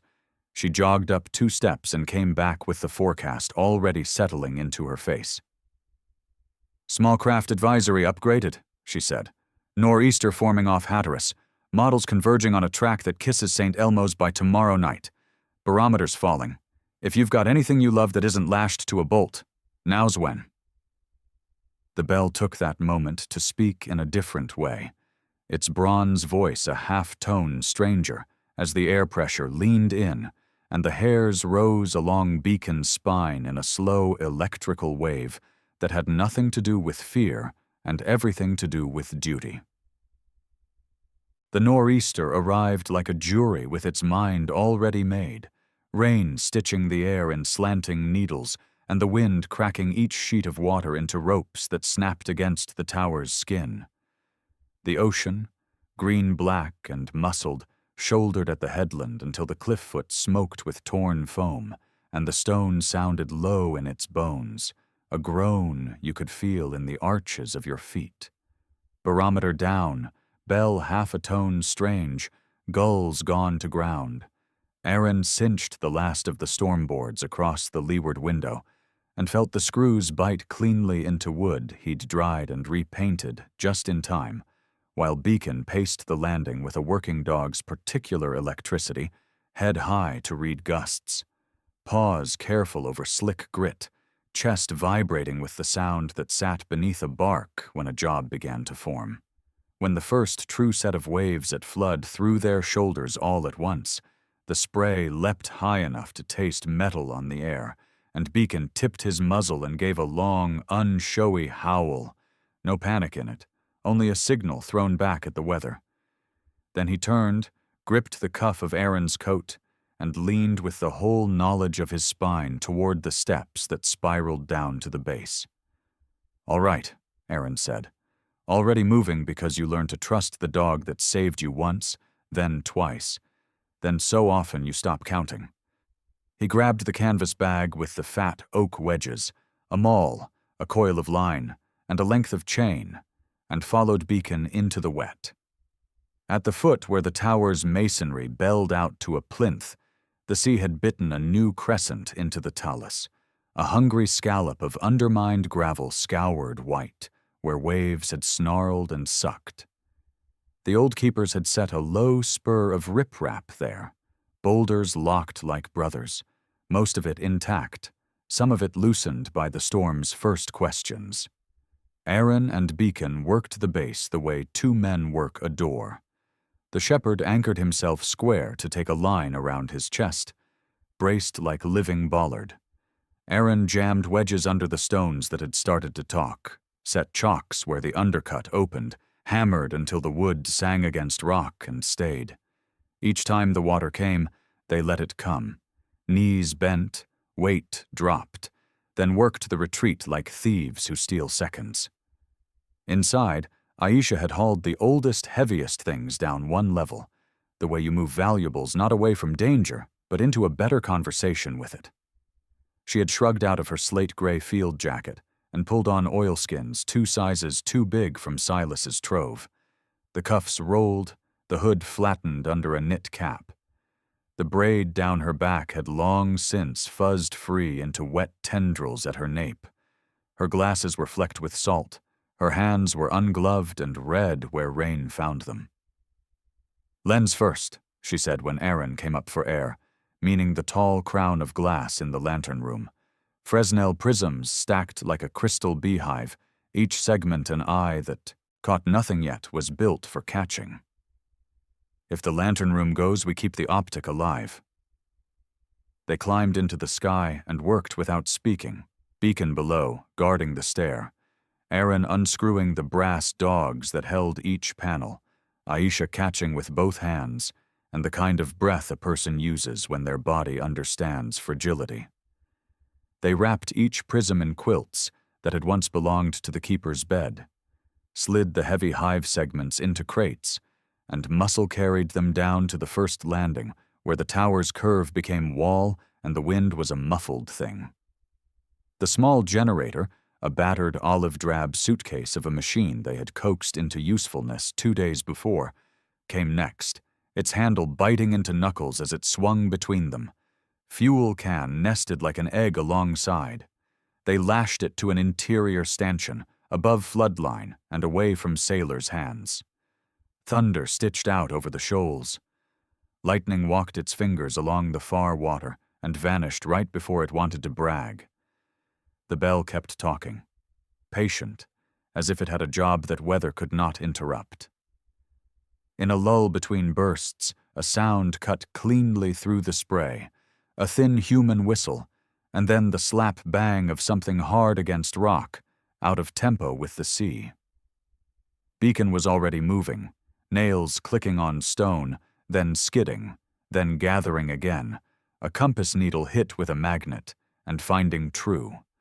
Aaron and Aisha shouldered into the gale just long enough to see where the harbor mouth's foam was trying to paste itself onto sky. Out between the teeth of the headland, 2 kayaks, cheap rental sight-on-top plastics in a cheerful orange now gone the color of fright, broached and slapped. Their paddlers were pinned in the drift cell between a kelp bed and a rock comb, the wind working them wrong, set after set lifting and then snatching. The bow rider closest, late 20s, trim in a way of rope and use, an oval face wind-burned under a neoprene hood, black hair braided tight and plastered to her jacket's collar, high cheekbones flushed brick with cold, had the focused eyes of someone who does math fast under pressure. Her paddle strokes were clean, torso-driven, not arm-flung. Her mouth was a tight line that said she was used to being the one to fix things, and hated that the ocean had not got the memo. The second, early 30s, shoulders thick under a red, dry top, olive skin gone grayish at the lips where the cold had already taken a percentage, a beard 3 days behind a razor and full of salt, eyes a warm brown when not masked by fear, kept glancing to the first with hope like a tether. His strokes lacked cadence, strong but spent. Later they would give their names: Maya Chen, a high school physics teacher who ran rescue drills with her rowing club on Saturdays, and Ben Ortiz, a city paramedic on his first Maine trip who had expected lake water in an ocean's suit of clothes, but in the instant they were only 2, bodies too cold and too close to stone. Beacon barked just once, a short, flat note that cut across the set like a thrown knife. Then he turned to Aaron and Aisha and did an absurdly deliberate thing. He trotted to the edge of the landing, looked out into the break, then trotted along the stone 3 paces and looked again. Then again, mapping with his neck the angle where swell lines unstitched into a rip that ran like a river out through the kelp. "He's drawing a corridor," Aisha said, voice calm because the moment required that calm be real. Aaron threw the coil, loop, and tail once, twice, the line arcing and landing just short of the kelp's slick black ropes. "Wait for the hush," he shouted to Maya, not because she needed a man's permission, but because timing is medicine. Beacon watched the sets the way he watched heart rates and bell strikes, and when the 5th wave in the package spent itself taller but softer than the 4 before, he made the smallest sound in his throat and stepped forward. Maya heard what she needed, the throat sound more than the words, and went, laying her boat into the little lane the dog had pointed to, not fighting, riding the brief slack like a skier slides the only uniced part of a slope. Ben came after, finding the lower edge of the corridor, blade angle a mess but heart true, and Aaron's line found the bow toggle and bit. 3 hands and 1 dog pulled. The sea yanked back with a humorless laugh, and then they were in the wind shadow of the tower where rock and human weight matter more than water. They dragged the boats up, flipped them to keep the next blow from walking them back in, and got both paddlers to the lee wall. Maya was shaking hard but steady, her tan hands scratched raw from kelp and stone, her smile a baring of teeth that meant I'm in one piece. Ben's lips were blue at the edges, and his breath shallow and too fast in the upper lungs. "Inside," Aisha said, her hand already on his wrist counting pulse under cold skin. "Now."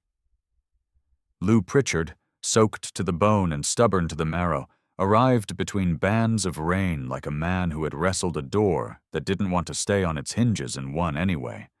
He'd lashed his skiff at the lower mooring and climbed with that careful anger of people who will not let a storm tell them where they die. His chest had the old, wet rattle back. His eyes were too bright with the mix of fear and carbon dioxide retention a fisherman learns to hide from wives and doctors. "Meant to bring more meds yesterday?" he said, with a humor that cost him, but a weather god ate my calendar." "You're in luck," Aaron said, already thinking the steps from cellar to stone.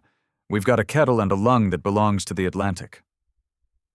They moved under the gallery, where the cove's breath could be coaxed even in hard weather, Aisha watching the gusts with the eye of a sailor who learned in books, then proved it with bruises.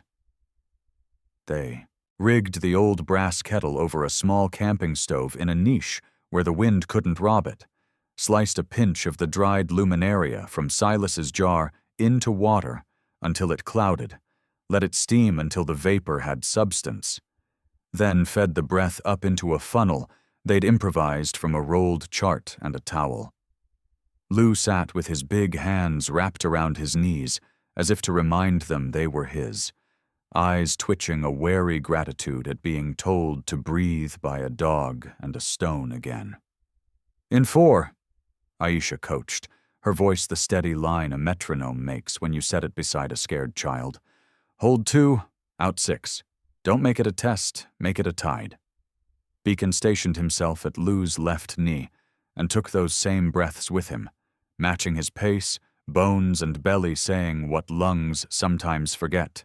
Maya, hands warmed around a mug Aaron shoved at her, tea dark as rope tar, salt in it, honey because kindness goes further than lectures, watched with a scientist's eyes and a teacher's. Ben's color came back slowly from ash to olive, his breath unhooked from its panic. He kept glancing at Beacon as though the dog had introduced him to a stare he hadn't known the house owned. Outside, the sea juddered the cliff in longer periods. Rain sideways, then briefly straight, then sideways from the other hand. Aaron checked the wedges at the base once more and found that the tide, while still angry, had accepted the argument for now. Above, the lantern room was empty of glass hive, its steel ribs dark against the storm's chalk. On the landing below, the crates with Fresnel segments stood like sleeping saints swaddled in quilts. "We can't leave her blind," Aaron said, meaning the light, as another band of rain marched in formation across the water. "Not tonight." Aisha nodded, already hauling the small generator closer, her jaw set in that expression of women who have been told something cannot be done, and are about to do it in a smaller, smarter way. They rigged a temporary lamp, a storm lantern with a polished tin reflector, set in the lower watchroom window that faced seaward. 2 spare panes he and Beacon had salvaged days earlier fitted tight in fresh putty against the wet. Aisha checked the focus with a machinist's patience, shifting the reflector by fractions until the beam tightened into something that could cross weather and remake distance. Aaron yanked the starter cord on the generator. It coughed, sulked, then found itself and chattered into a steady burr that translated into a glow at the lantern's mantle steadier than any candle but humbler than electricity. They lashed everything that would take a line, wedged everything that would take a wedge, and when the rain came in harder, as if the storm had remembered it had an appointment, the watchroom filled with a hard, clean light that walked out over the water and met the next breath of the ocean like an old friend. In that instant, blue-black sky cut by a man-made blade of steady gold. A horn out beyond the shoals answered, 3 short blasts triangulating through rain and spray like a knocked door at midnight. Beacon's head snapped towards the sound, and his body shifted from guardian to guide in a single, practiced breath. Morning didn't so much arrive as lift its face out of a basin. The nor'easter had spent itself, leaving the headland rinsed the color of pewter, and the air scrubbed thin enough to see thoughts through. Kelp lay like braided hair across the rocks, lobster pot buoys slouched in tangles where the storm had played dice with them, and the tower stood up straighter than it had any right to. Patches and wedges holding where human hands had convinced stone to be reasonable. Out beyond the shoals, the trawler that had blown 3 short blasts in the night made a slow courtesy pass, hull red as a healed scar, and answered the lighthouse's makeshift beam with a single long thank you. Beacon's ears tilted to drink it, and then came forward again to the work at hand. Kyle looked different in honest weather. The field jacket had learned salt, the jeans had met rock, the boots had scuffed into the democratic brown everyone wears within a mile of the Atlantic. Without the shine, his face read more like Nora's boy. Freckle at the bridge, a faint line at the corner of his mouth where worry had moved in during the night and unpacked. He had worked the storm with his jaw clenched and his tongue bitten, hauling sandbags without a pitch deck in sight, running fuel when Aisha called for it, letting Beacon push him by the thigh toward where a rope wanted his back. Sometime after dawn, he found Aaron on the landing, the older man rubbing salt off the brass ring bolts with a rag, because dignity for hardware is how you tell a tower you're grateful. Kyle stood there, with his hands empty in the saddest way. "I should have told you," he said, and the voice wasn't a pitch this time. It was a man finding the frequency that doesn't lie. "Last year, episodes. Skips, flutter. The doctor called it benign, like a man says small fire. Gave me a monitor, a script, told me to sleep more and sell less, which is hilarious when your job is convincing capital that sleep is for losers." He tried to laugh, and found he couldn't. "I didn't want to be the fragile one. Not in front of you, not in front of anyone." Beacon stepped close, all the theater drained from him, and pressed his nose lightly to Kyle's sternum, not thumping, not wuffing, just locating. The shepherd's eyes tracked the small movement under the young man's t-shirt like a watchmaker following a second hand. Then he turned away and looked down toward the lee of the tower, where the bell's voice came full and the cave's breath rose even now in faint, pearled seams. He glanced back once to make sure the humans understood the grammar. "Follow me," and patted away. Aisha was already there with the chest strap from yesterday, her hair pinned up now in a rough bun that had harbored salt and logic all night. "We can let him pace you," she said, meaning the dog, the bell, the breath, all of it. "No heroics. Sit where the air is kind and let your body be nosy." They took the lower step, where the bell's decay hung in the damp like a line you could write on. Aaron sat to Kyle's left, Beacon to his right, Aisha behind with the tablet balanced on her thigh, and the pulse sensor glowing a nightlight red on Kyle's finger. "In through the nose," Aisha said, the same voice she'd used with Lou, only quieter. "Let the top of the breath wait for the bell to stop talking. Nothing forced. Out long." Beacon matched each breath with him, chest rising in a patient mirror, eyes half-lidded, as if demonstrating that calm is an action verb. On the screen, the heart's intervals learned to stop being a jazz drummer and remembered they could be a brush on a snare. The scatter of points axle-rosing its way across a graph closed into a neat ellipse, as the bell's pulses, the cave's vapor, and Kyle's lungs negotiated a treaty. For a moment the world has nothing to say but yes, and the young man's mouth softened into that old childhood shape that belongs to people who once fell asleep in the backs of station wagons on long drives. He didn't cry. Men like him have to be taught again how. He just breathed the way a body breathes when it has been offered mercy, and finally believes it can take it without paying later. "Okay," Aisha murmured, 3 minutes in. "Look at that vagal swing. Not cured. That's not a word I lend out. But you've got rhythm enough to go make better mistakes." Kyle huffed a laugh that didn't hurt. He looked at Aaron, shame and relief fighting for the same square inch. "I brought a woman here to buy a miracle because I wanted the miracle to be mine," he said, the honesty so ungimmicked it made the air feel new. "I wanted a story where I fix what I broke by making it big. And then last night," he shrugged, the helpless gesture younger than his beard, "you and a lantern and a dog saved a stranger on a kayak, and none of it had my name on. I was angry in a way that felt like dying. And then I realized, that's the point, isn't it? It's not mine. It's ours if we're worthy. Aaron put a hand on the back of Kyle's neck. That old, brief weight men in this family had used instead of speeches, and left it there until the heat traveled both ways. Help us keep it small and true, he said. That's harder than making it big and noisy. Word about the storm and the beam and the corridor the dog had drawn traveled fast as tide gossip does. By afternoon, the Harbor Grange Hall, long room painted a blue that owed more to paint chips than to the ocean, a portrait of a stern 19th-century matron glaring down from over the piano and folding chairs that had learned old backs, filled with the people who wouldn't let weather or rumor make the decisions alone. Lou Pritchard sat near the front. Clean shirt, beard combed, the rattle absent for the first time anyone could remember in a wet March. Maya Chen had changed into an oversized sweater and a pair of corduroys that still smelled faintly of neoprene, hair loose down her back. Ben Ortiz had found a flannel and a grin and a cup of coffee so strong it could stand up without a mug.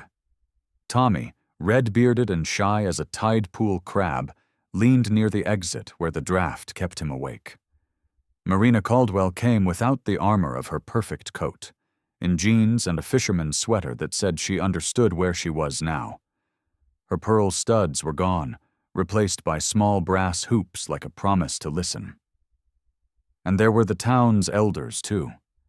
Agnes Morell, the town clerk, small as a boy but with posture like a mast, iron-gray hair in a twist that forgot to be fussy, a pair of reading glasses on a chain that looked like they could double as a weapon in an audit.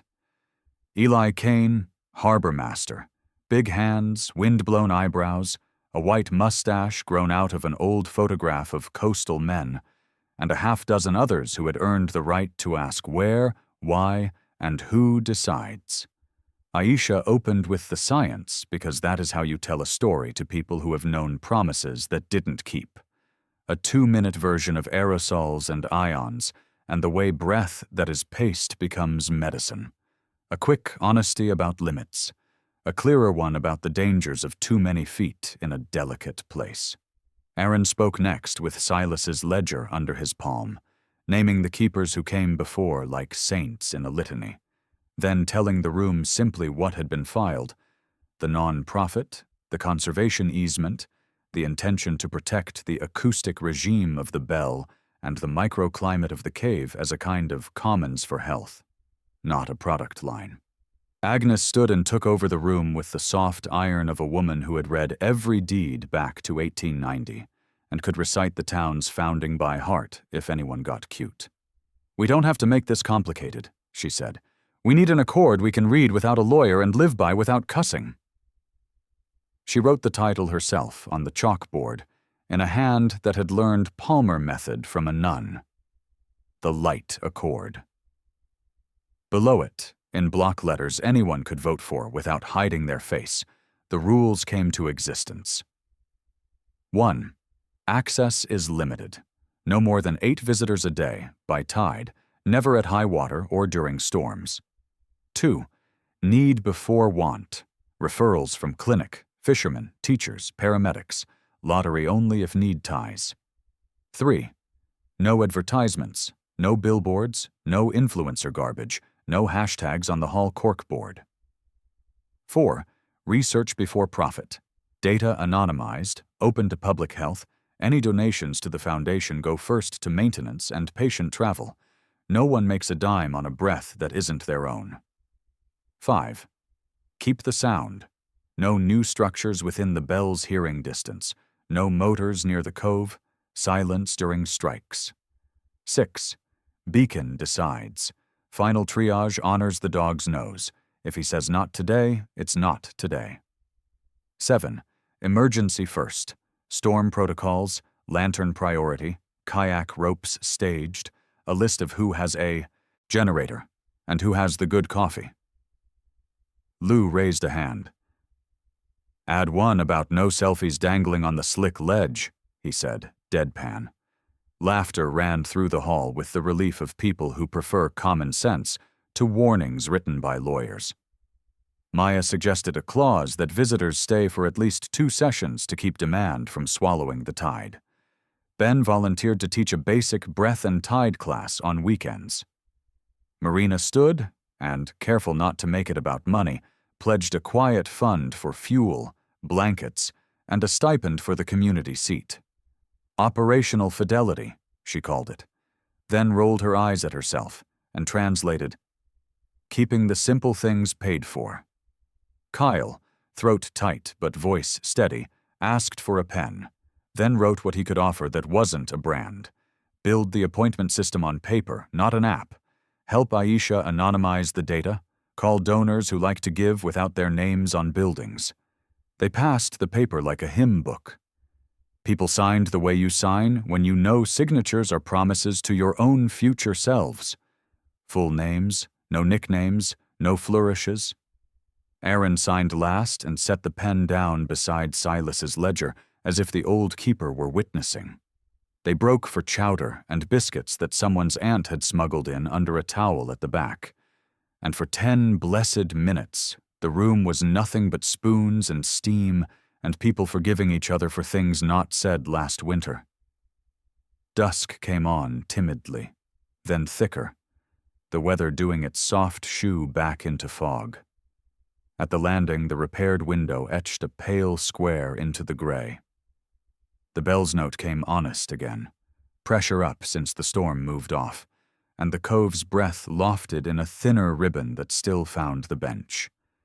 Beacon lay sphinx still at the threshold, eyes half closed as if counting things invisible to the rest. Aaron stepped out with a broom to move last leaves from the stair and stooped, a sound in his back he never apologizes for. When he straightened, he wasn't alone. The pup came out of the fog the way a thought does.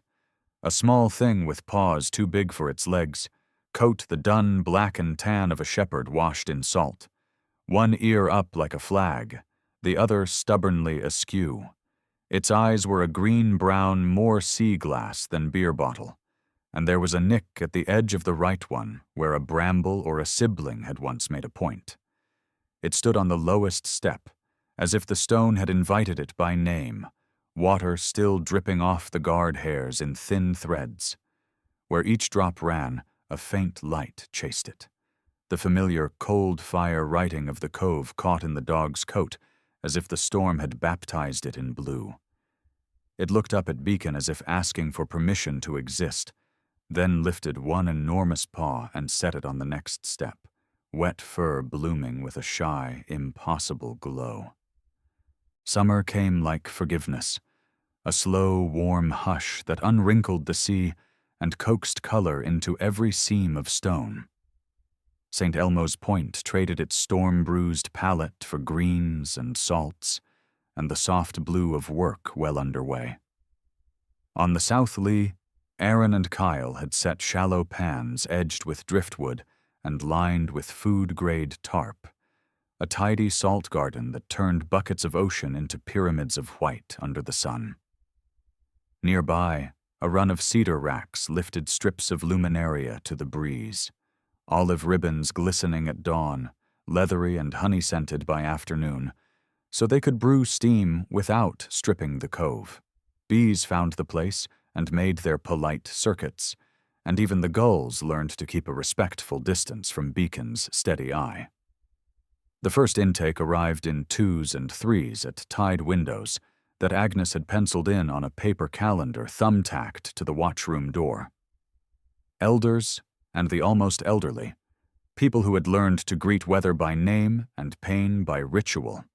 Inez Delgado, 74, compact as a sparrow but precise as a jeweler's scale, came wrapped in a cardigan the color of tidal mud and moved with the careful economy of those who have dealt with asthma long enough to mistrust joy.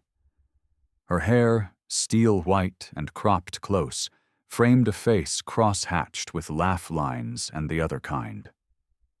Arthur Whitman, 69, a retired house painter whose wrists still remembered ladders, carried the pale, flaking badges of chronic dermatitis along his forearms, a long, angry pink from sun and solvents that he hid with gruff jokes and long sleeves.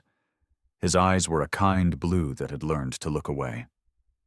And Sergeant Paul Lefebvre, 45, thick-shouldered and barrel-chested in a way that elevators dislike, wore his beard close and his smile closer. He had the steady social ease of an EMT, who knows when to talk and when to shut up. But at loud noises his gaze tightened by a millimeter, and then softened again, as if he had negotiated with himself not to jump. Each stood in the landing's shade, and looked at the water the way a person looks at a church whose language they do not speak but still understand. Each met the dog in turn. Beacon's triage was a grammar of attention. No tricks, no theater, built from sniff, look, touch. He drew close enough to take a full census of scent, then watched the eyes for speed and the shoulders for armor, then set the lightest pressure of his muzzle against sternum or forearm or the back of a hand, as if to ask permission of bone before asking anything of breath. He ushered Inez without fanfare to the bench where the vapor rose thickest. There he matched her with 4-count inhales and 6-count out, his chest a metronome set to mercy. He led Arthur not to the breathing bench, but to the low bowl under the eastern lip where the water's skin made a pearly film. He set a paw on the ledge and looked at Aaron until the older man filled the basin and Arthur could bathe his inflamed forearms, the salt-sweet tincture shining on cracked skin like rain on dry fields. For Lefebvre, Beacon chose neither bowl nor bench at first. He walked him to the lee step where the bell's copper voice spoke different at slack water, set his shoulder lightly against the man's knee, and simply breathed with him, eyes half closed, until long exhales started keeping time with bronze decay, and the little notches in a jaw eased. Only then did he nose the man toward the joint-friendly pool under the lightning-scarred stone, and the water did its quiet ministry on old armor. Kyle ran operations with the humility of a man who had tried to own a story and learned instead to steward it. He wrote names on index cards, not an app. He staggered arrivals by tide and by need. He tracked towels and blankets and who liked honey and tea. He dialed the clinic when someone needed more than breath and stood, hands in pockets, until the call was taken. He made sure the generator fuel stayed full and the lantern mantles were new, while the landing broom leaned exactly where Aaron had told it to live. He got good at gently saying no to eager cousins of yes. No to the out-of-state blogger who had heard. No to the city yoga studio that offered a retreat with ocean ions included. No to the idea that a miracle can be scheduled by demand. Aisha led the study like a sailor trimming a sail to fit a wind that doesn't care about grants.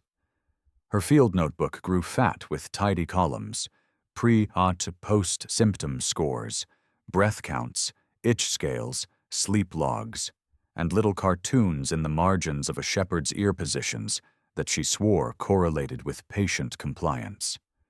She swabbed film for polysaccharides at set intervals and archived samples in foil packets labeled with Agnes's neat script. She checked skin pH before and after treatment for Arthur. She timed Inez's lilac-colored inhaler use before visits and watched the numbers slip. Not gone, never that kind of fairy tale, but softened into something a person can live inside. With Lefebvre, she did not measure much beyond the only numbers that matter on certain days. The distance from startle to calm. The time between bell and breath. She presented weekly to the foundation board in the watchroom by lantern light, with Agnes and Lou and Maya and Ben perched on crates eating biscuits and trying not to spill on the Fresnel quilts, and she recorded her favorite finding in a line that made Aaron grin. The dog sets breathing rate better than a metronome. Request IRB approval for K9 co-facilitator designation. Down on the hardpan near the bell, the pup learned how to be a keeper. They named her Flair the first evening she came, and left a comet trail of bioluminescent drips up the stair. She wore the name like a collar she was born into. She was months away from balance, all paws and a question mark tail, one ear up, one ear stubborn. Her coat grew from storm dun to proper sable with a charcoal saddle, her eyes molten, green-brown like mischief considering a career as wisdom. Training was not sit-stay for cameras. It was a liturgy. Beacon would walk her to the lee step and plant his feet. If she fidgeted, he ignored her until the stillness grew from curiosity instead of command. When the bell sounded, he did the long, unhurried out-breath and nudged her ribcage with the side of his muzzle until she felt the answer move through her body. If her nose tipped toward the cove at the wrong moment, he touched her just under the jaw, a feather-light correction, and when she found the pause at the top of the inhale, the small, sweet quiet where choice lives, he gave a small, satisfied huff that sounded like a man setting his tools down after a true cut. Aaron watched and learned like any apprentice, then added the human rituals keeper's pass on. He showed Flair where ropes are coiled and where ropes are not.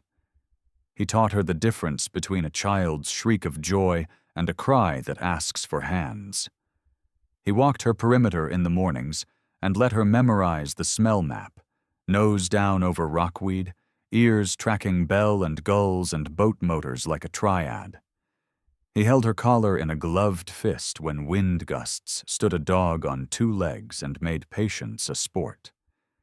Sometimes in the heat haze he would kneel, and the old lines at the outside of his eyes would soften, and he would whisper, half to the pup, half to the air, "Gufep mau bang taimo, kong bang nam chat," and Flair would tilt her head as if language were a toy, and Beacon would blink like a priest who recognizes a prayer by posture alone. The garden between racks and tower learned to feed bodies that had come to learn to breathe. Herbs took to the mineral wash, and onions and chard, and the sturdy little beans Kyle's mother had always cooked, lined up in soldierly rows, carried water in their veins like news. People left notes, not reviews, tiny index cards weighted with pebbles. "Thank you for the first full night of sleep. Signed A.W. Didn't scratch during church. Miracle or science, I'll take it. Signed R." And sometimes an envelope with a 20 or a handwritten check that Agnes would enter into the ledger with the same gravity she'd once used on dog licenses. Marina returned twice, hair pulled back, hands empty of contracts, and helped carry water to pans and leaf through receipts. And when Kyle began to apologize, she shushed him by picking up a rake and doing what needed doing. Evenings laid a glaze of gold over the quartz veins in the ledge. The cove scribbled blue under the first star. The bell stitched its sentence into the low fog, and people listened without finishing it for once. One of those evenings, the board gathered for the first formal intake under the light accord. Inez's laugh came up from the bench, more chest than throat now. Arthur rolled his sleeves, looked at his forearms like they belonged to a younger brother, and announced to no one in particular that he hadn't worn a bandage in a week. Lefebvre stood with his hands in his back pockets and watched a lobster boat move across a line of light, and did not count exits. Beacon patrolled and guided, and then, when everything ran, simply lay with his chin on his paws, leader at rest. Flair sat beside him, too intent to remember to pant, tracking bell-breath light with the solemnity of a small thing learning an old job. Kyle checked the last names on the clip and tucked the pencil into the string he'd tied there. Aisha capped a vial, wrote a date, and for once closed the notebook before the dark asked. Agnes fixed the lantern wick, because that kind of grace is administrative. Lou played the bell with his eyes like a fiddle he'd never touched. Maya leaned into the doorpost. Ben set a thermos down where hands would find it without thanks. The bell spoke. The cove exhaled a luminous veil. The racks whispered a salt-sweet smell like clean bread. And for one ridiculous, earned moment, the phosphor of the water, the steam's pearly film, and the beam from the watchroom window braided together above the landing as if the place had decided to bless itself. Aaron felt his knee remember winter and then forget it. He felt his heart keep time with something older than its own muscle. He looked from Beacon's calm to Flair's bright attention, from Kyle's steadiness to Aisha's quiet, from Agnes's ledger to the sea's pale handwriting, and the old soldier smiled the small, private smile of a man who has finally found the last mission worth his breath. When the bell grows quiet and the sea folds its blue hands, the old soldier and his dogs keep watch, and so does God. Not in thunder alone, but in smaller mercies. A steady breath at the kitchen table, a kind word in a waiting room, a porch light left on for someone coming home. If tonight's story brushed against your own, if Beacon and Flair reminded you that heaven often borrows pause and simple people to deliver help, share this with a friend who needs a lantern. Tell us in the comments where you've seen a small miracle this week, and subscribe to walk with us as we keep this light for others. May the Lord bless you and keep you, calm your heart like the tide at rest, and place his hand over your home. Amen.